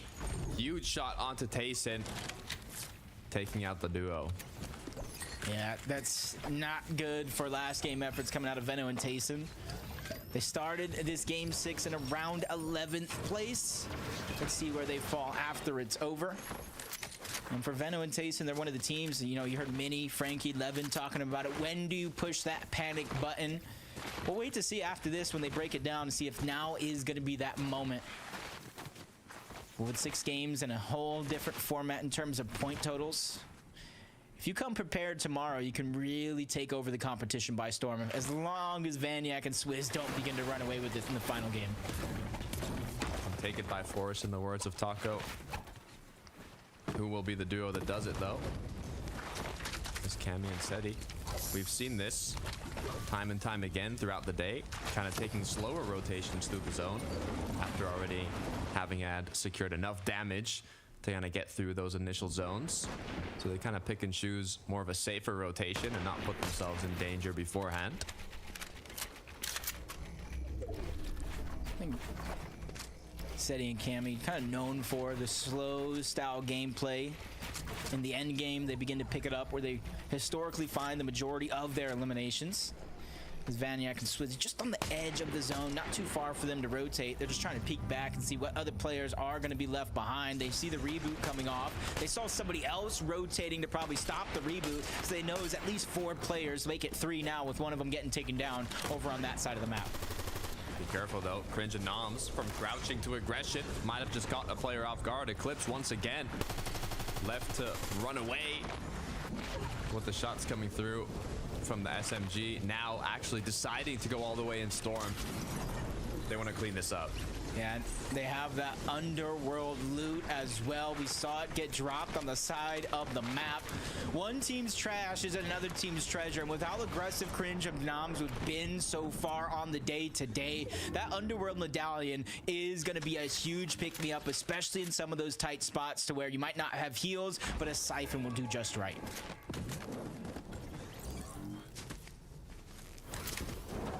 Thomas HD Queasy. I've been waiting for a big pop-off game from this duo, Jacob. And with the max materials, solid loadout, 215 above, water bending mythic, I just might think this could be the game. I agree as well. They've been having a pretty solid day so far. I wouldn't say it's anything to brag about considering both of these players' history, but I like the way you mentioned all they need is one pop-off game, and they're due for one, and that one pop-off game would surely boost them up the leaderboards to close out the day here today. And you can see their damage, 363. Even though they're rotating deep and slow from the zone like they have in some of these games so far, it's almost a mirror to when they placed 5th with those 4 eliminations in game 3 to where they had all that surge and they didn't have to worry about it as soon as they made their way there. And now they're going to get blessed. They're on the side of the Rift Island, which means there's going to be a lot of opportunity to take those rifts, which will ease a lot of the pressure off of their rotation as well. Opportunity, but they also got to be careful with the duos looking back into zone from the Rift Island. Vaniac, though, has lost Swizzy. Got the 2 eliminations, but with the pressure from the surrounding areas, they're going to have to overbuild here. They do have the materials to do so from those elims, so now hopefully he can pick Swizzy back up. Man, only if they knew Swizzy and Vaniac went down. Probably been a good opportunity to try to end the run there. Close the gap or stop from spreading to end this day, and that's going to be a huge saver right there. If we look back at moments, if this point spread gets higher than the current total of 54, we look at times like this, to where Vaniak was once again able to save the day, pick up Swizzy, get him back into the game, and you can see their damage just before Storm Surge turns off, 250 plus above that threshold. There's going to be very little for this team to worry about. Yeah, they have that full Wings of Icarus, so they can continue with these rotations just like you're seeing on the screen here. Vaniak from the replay. Great way to get at both opponents while still having pressure applied from all angles. Yeah, they might have got the Olympus medallion as well, so they're going to get a little bit of a speed boost. Kind of help them, or at least one of them is. We'll kind of see who has it here in a moment, but the Wings of Icarus going to be the ones coming out. Oh, a nice little hip fire there with the Zeus Mythic DMR. Kind of helping them a ton when it comes to that Storm Surge, because they have fallen just above 100, and you can see how active they're getting, finding the opportunities. They're going up, down when it comes to that threshold. Ranjanoms going to continue following Karmi and his duo into zone here. They are 28 below, so they can use this as an opportunity to potentially do a bit of damage onto them. Karmi has been knocked. That's an opportunity right there. Finish off the knock. There it is. From 72 below to 1 above. But for how long? I wouldn't think them too worried here, because if they can find themselves with elimination, we talked about the Siphon. First shot's going to be fired. That's on the Toos on the other side. I think Crimson Noms, they're just trying to back down their opponents, give themselves a couple seconds to stabilize their position, get the heals back on up before they assess their situation on this next rotation. They have a very, very far pull, one of the max here in the lobby, but they're not done just yet. They're going right back in. They want this elimination. They want 4 more points too. So he's just trying to stay alive. He's just trying to get out, but shots coming in from the other direction as well. Stuck between a rock and a hard place, some would say. Gotta be careful, but they do have that upper hand onto this solo. Issue is, there's so many more duos in the area, they have to be careful. They know this though, as they quickly decide, you know what, maybe it might just be more worth it to start rotating. Flowberry Fizz gonna come through. They have a very long rotate, and it begins. Gotta be able to be careful. Pick and choose these moments as Crims just gets beamed by Toos, who immediately falls down, finished off the elimination, but he goes down to Zohan somehow, probably peeking in the back of zone, landing that last shot before he goes down, gets credit for that one, which puts a lot of pressure on Noms, because now he's a solo, 24 below the damage threshold, and a max pull on top of that. Yeah, all these duos that are already based up in zone are going to be looking back at him. So he has to choose his entrance wisely, and it might just be Zohan. Just gonna take a bit of shots onto him, but getting closer and closer to the edge. He should be able to get this done, to be fair. Yeah, I want to say, especially with so many other teams trying to rotate their way in, getting damage isn't necessarily going to be the hardest thing. It's surviving a situation like this when you become the focus of the lobby. Luckily for him, overbuilding only takes a second, and a lot of that focus instantly stops, especially since there's a whole nother duo trying to rotate, and they're positioned a little bit higher up, which gives teams a better line of sight, and that's why Vortex or Scroll, not even on the same team, but they target out that player towards the outside and take him down. Bandage coming through. Only thing left now is that Flowberry Fizz. Far pull once again. Zones are definitely not on Noms' side for this 6th game of the day. But a nice little elim getting picked up with that Thunderburst SMG. I saw that guy just kind of chilling there for a moment. Jump on board Seti and Cammy, having the same struggle as some of the other players here, down below the threshold. He was able to at least get one. You saw him instantly bounce up the threshold, and he finds another opportunity at an elimination, and even more damage thanks to that water bending ability. Something that I feel like a lot of people are using, but not the way Cammy's using it. Look, we were talking about it. Thomas HT Queasy, is this going to be the big match that we've been waiting for? Meanwhile, though, Noms has been taking shots from the back as they're rotating in. He's done a great job so far with these max pulls. If he can make it in here with still a bit of materials, then I could see a clutch come through. You know, so many players and teams are going to be behind him. He's running out a lot of resources, but you can see him trying to think a couple steps ahead, create some elevation for himself. It's going to be a sacrifice of those materials, but something that he feels is going to be a necessity. As Thomas, Queasy still trying to move through almost unscathed towards the side, and they've been rewarded for it. They get the front side of the zone, which allows them to have a little bit of an easier rotation, but looking at their loadout and the lack of shields, it's not going to be the easiest rotation, and almost forced to find some sort of a refresh to get the materials and the heals that you need. Good news is as this zone pulls, those players that are running out of materials, that are running low on shields, will start dropping slowly towards the low ground, and Thomas, HT, and Queasy will be there waiting for them. As Flixie and Yanis, though, are closer to the high ground, actually fully on height, as they're even connecting shots onto Vexy, and they're going to be looking to hold it. And it's about time. They're the second most dominant height team throughout the qualifiers. They just need to solidify and execute on that blueprint. As Thomas, Queasy gets separated, both of them just a sliver of HP, but Queasy's the one that's going to get knocked. Thomas, he has a moment here, a couple seconds to try to reassess the situation, pop the med kit, get him as healthy as possible, because he knows without builds it's not going to be easy, as Vanyak finds another 4 points with that elimination. But now he gets targeted out into the distance. Wings of Icarus quickly moving, grooving, finding his way to success here in the game, but just a little bit too high. But that's not going to be too much of a worry until Chicho spots him out and sends him right back out of the lobby. Thomas continuing as a solo now, has to be careful as he's dropped his toes into the water. Zone pulls back once again, just one build to work with. He's gonna have to get right back up this ridge he just dropped down. Even though he's by himself, this is the big game we were looking at from Thomas and Queasy, especially with both Swizzy and Vanyak down and out of the game. Majority of those placement points are right here, right now, into this top 10 position, which Thomas can try and scrounge up for him and Queasy as they end the day, and he's doing a great job of going through almost unnoticed. The patience, the discipline to not fire that shot and give away his position as well. Continuing to make it on in. 16 seconds left till zone fully closes. The clock's ticking. Be careful though. Does he know a full duo on his left? He's going to be forced to break the cone here. So far, he's still up and going. That's Kerwan's duo down below. Thomas finding out another answer. Gets a good flank on to Tripram. Great shots could be landed, but not enough. He cannot continue to get aggressive and solidify this fight just yet. There are too many teams right below him, including his duo for Doxy. Literally one edit away from being dropped, but Kirwa is going to be the one to clean him up. Chicho, Trulex, strong duo, still looking healthy. Yeah, trying to make up for lost time. Didn't matter if another team went in, tried to contest them. 5 eliminations so far for Chicho. Ready to add even more to that total. Battle for the high ground. Cammy, Seti, they're ready to challenge Yanis and Flixie, but everything comes crumbling down. Cammy gets lost. Seti gets taken down. Yanis and Flixie have now solidified the high ground for themselves. Continuing to hold it strong as Merstash is going to be the next one to go down. Moppy now left alone with Kiro in the dirt. They have the low ground secured, but they're out of materials. Gonna be a big moment for them if they can really rise to the top. Tripram still alive as well. Fastroki dropping down simultaneously. He's gonna take down Tripram before going down himself to Kiro. But luckily Fastroki still has his duo left alive, trying to get the points. Chicho, Trulex challenge high ground for a second, but bite off more than they can chew. They get sent down low to the low ground and separated as Chicho falls.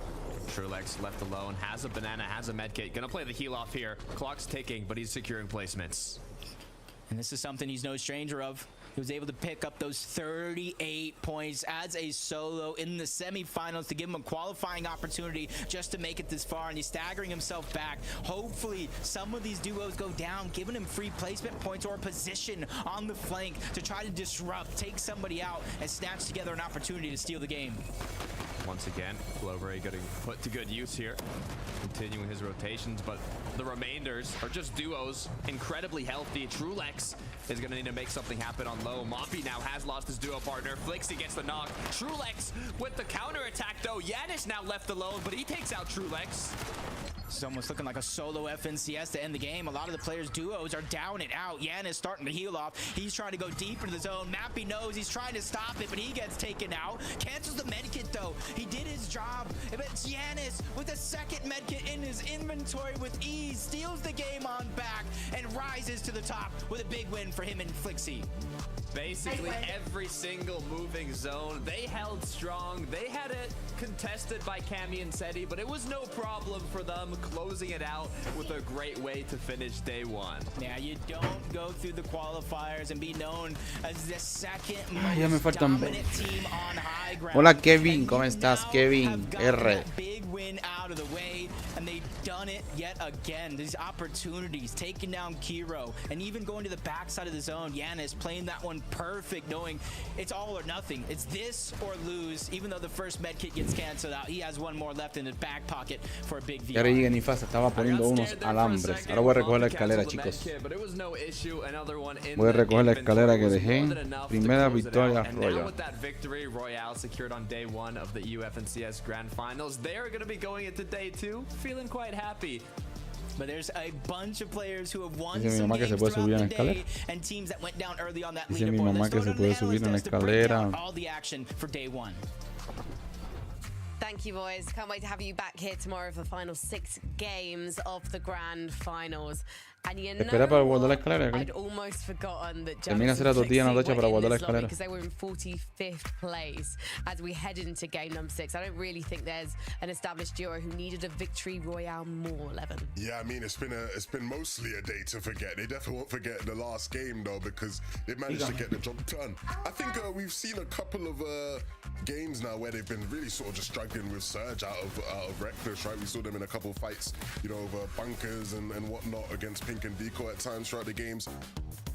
Regardless of the pains from today, it's a nice way to end out the day in terms of being able to boost morale going into tomorrow, Mini.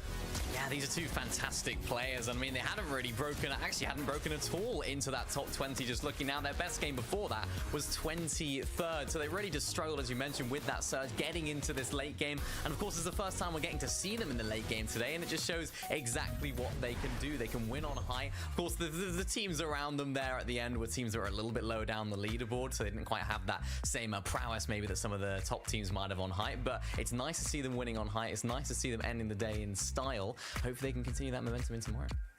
Yeah, it shows that experience that these two players have, right? If they can get to that end game, they can definitely secure a victory royale. Setting Cammy, however, might not be securing loads of victory royales at the moment, but they are securing end game, even if Cammy's having to do it as a solo mini-miner. Yeah, Cammy's been really, really impressing me today. I think this is one of the best performances I've personally seen from an individual in this duo, because it just seems like he's doing so much damage throughout the entire games. We saw them there below on Surge twice, no problem. Cammy's got you covered with an elimination. Cammy X waterbending could be the best duo in the world. I don't know what's going on with this, because he just knows how to use that. We saw them use it in the qualifiers and of course in the semi-finals. They seem to have their strategies on lock, and although it hasn't been the perfect day for them, I'm sure they'd be openly admit that it wasn't quite the day that they would have hoped it would have been in terms of getting victory royales and getting some high elimination games, but they've been very, very solid. I think there's only one game outside of the top 10 today. Yeah, the game plan's been on point. Surge, we've seen some of the ideas they've been cooking up in terms of just playing in that storm deep and, you know, using the pads that they have around them with the flow berries to get some distance.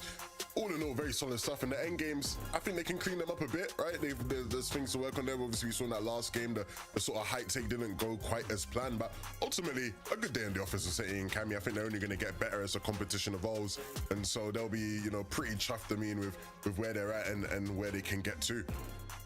It's been so impressive as well to watch Swizzy and Banyak today. 2 victory royales to their name. So many eliminations. They're not shy in coming forward and, you know, taking things by force, as we like to say on the FNCS. Although I have to say, I enjoyed in that last game seeing when the Icarus wings do not work, Levin, as I think it was Banyak who just got picked out of the sky. Yes, it was a bit of an unfortunate end of the day, but what a day it has been for these guys. I mean, a lot of people predicted them to come out and win, and I can sort of see the signs of why, right? Brawlers Battleground, you know, a very consistent sort of spot, a decent spot, a good spot, I think I should say, actually, to sort of play from. Obviously, the way they use that Mythic, you know, we saw in the semi-finals, regardless of zones, they're not really going to struggle to be able to make it to end games. And I think all those things compared to the fact that these two are just crazy players. Like, you know, these two are incredibly talented. They've been using the wings, which I think was probably the biggest like sort of tech difference that we saw from this sort of lobby compared to others we've seen from them this season. And everything has just, you know, been perfect so far. It's going to be really interesting to see the competition heat up tomorrow, because a reminder to everyone watching, this isn't just about getting the Axe of Champions and getting $170,000 if you're the top placing duo. It's also about making it to Dallas and the Global Championships. Tickets available, by the way, 7th, 8th and of September. So do make sure you bag those to see the electrifying duos in the flesh. And 5 of them will be qualifying this weekend and joining the likes of Mustache and Malabuka and Queasy and Thomas fighting for the ultimate prize in Fortnite. Mini Miner, how do you feel the top 5 is going to look tomorrow? Is it going to look anything like the top 5 you presented us earlier today? Probably not, to be honest, but what I did mention last week was that the top 5 or maybe top 3 going into day 1 would be completely switched up going into day 2, and I still think that's going to be the case. We're looking back at my predictions for who I think is most likely to win FNCS this weekend and how they've had it in terms of a start. Of course, I predicted Venom and Tayson to be the most likely duo to get the win overall on the weekend. 17th place for those guys, so not the best start. Cami and Seti, of course, it's very, very solid as well, but not quite living up to the first place. I think the overall sentiment here, Levin, is that it's a bit of a shock in terms of particularly how Cringe and Noms are doing there, just absolutely dominating off spawn and then continuing that throughout the games. Yeah, I think they've really been able to just, farm that early surge, right? When we spoke to Venno last week, he talked about the importance of surge. When I've spoken to pros all throughout in terms of what they're most worried about for Grands, it's early surge, a lot of them are saying to me. And the benefit of Cringe and Noms is that, unfortunately, Cringe and Jake Buka just haven't been, hitting the mark at Lavish Let off spawn. They've been able to deal with those guys with relative ease every single time. That early damage just gives them a bit more license and freedom to play these games how they want to be playing them. Let's look at Levin's top 5, because I need you to confess something to the audience, Levin, if you wouldn't mind. Because actually, it was very nearly not Cami and Seti at the top of your top 5, wasn't it? As soon as you heard that Venno was feeling like he'd recovered from the illness he was tweeting about yesterday, you maybe wanted to do a little switcheroo? Unfortunately, as we've established many times, Frankie doesn't listen to me, because I did say this at the start of the day. I literally did say this, but all right, I'm just reminding the people who skipped the pre-show and just went straight into the action. It's fine. I was paid to move the conversation or not actually listen to the conversation quite clearly. That's fine. That is fine. I will say the big thing, though, is, again, when you look at how last major went, the placements on day 1 relative to what they were day 2, very different. 1.5x points, it makes a big difference, right? It's, in a weird way, it's almost like we're not even actually halfway through the competition, even though we are in terms of games, right? Because just the amount of points available, still in this competition are so much more on day 2. We saw the likes of Marius and Sangud last season go from 38th to finishing in 4th. I think Kiro and Kiduo were 23rd, finished in 3rd, right? Like, you can make big jumps. We can see people who are high up right now. I think Tayson and Venno was 2nd on day 1 in Major 1, finished in 15th. Like, things are going to look very different by the end of the 12 games, I'm sure. So no panic buttons for Tayson and Venno then? They still have a shot of potentially taking this? I think there's a lot of people who probably still have a shot, but if Vanyak and Swizzy come out swinging like they have been in day 2, like, then maybe there wouldn't be a shot of winning. But getting a spot for globals, there's still so many teams and players that have a big chance of doing that.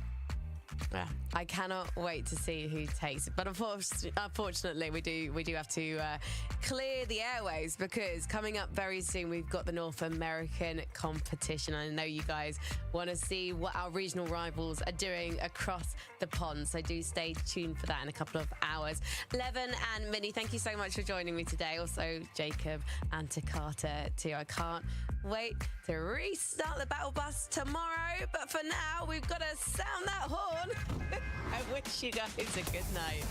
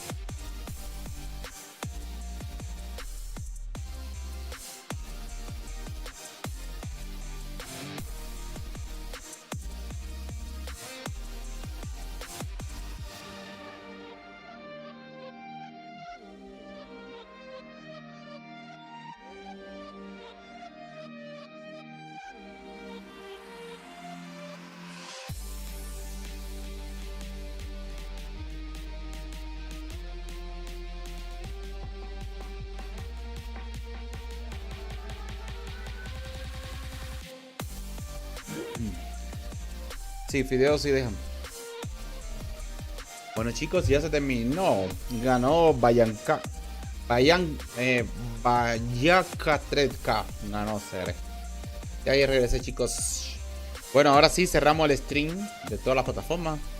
Casi 4 horas transmitiendo. Super nice, chicos. Super nice.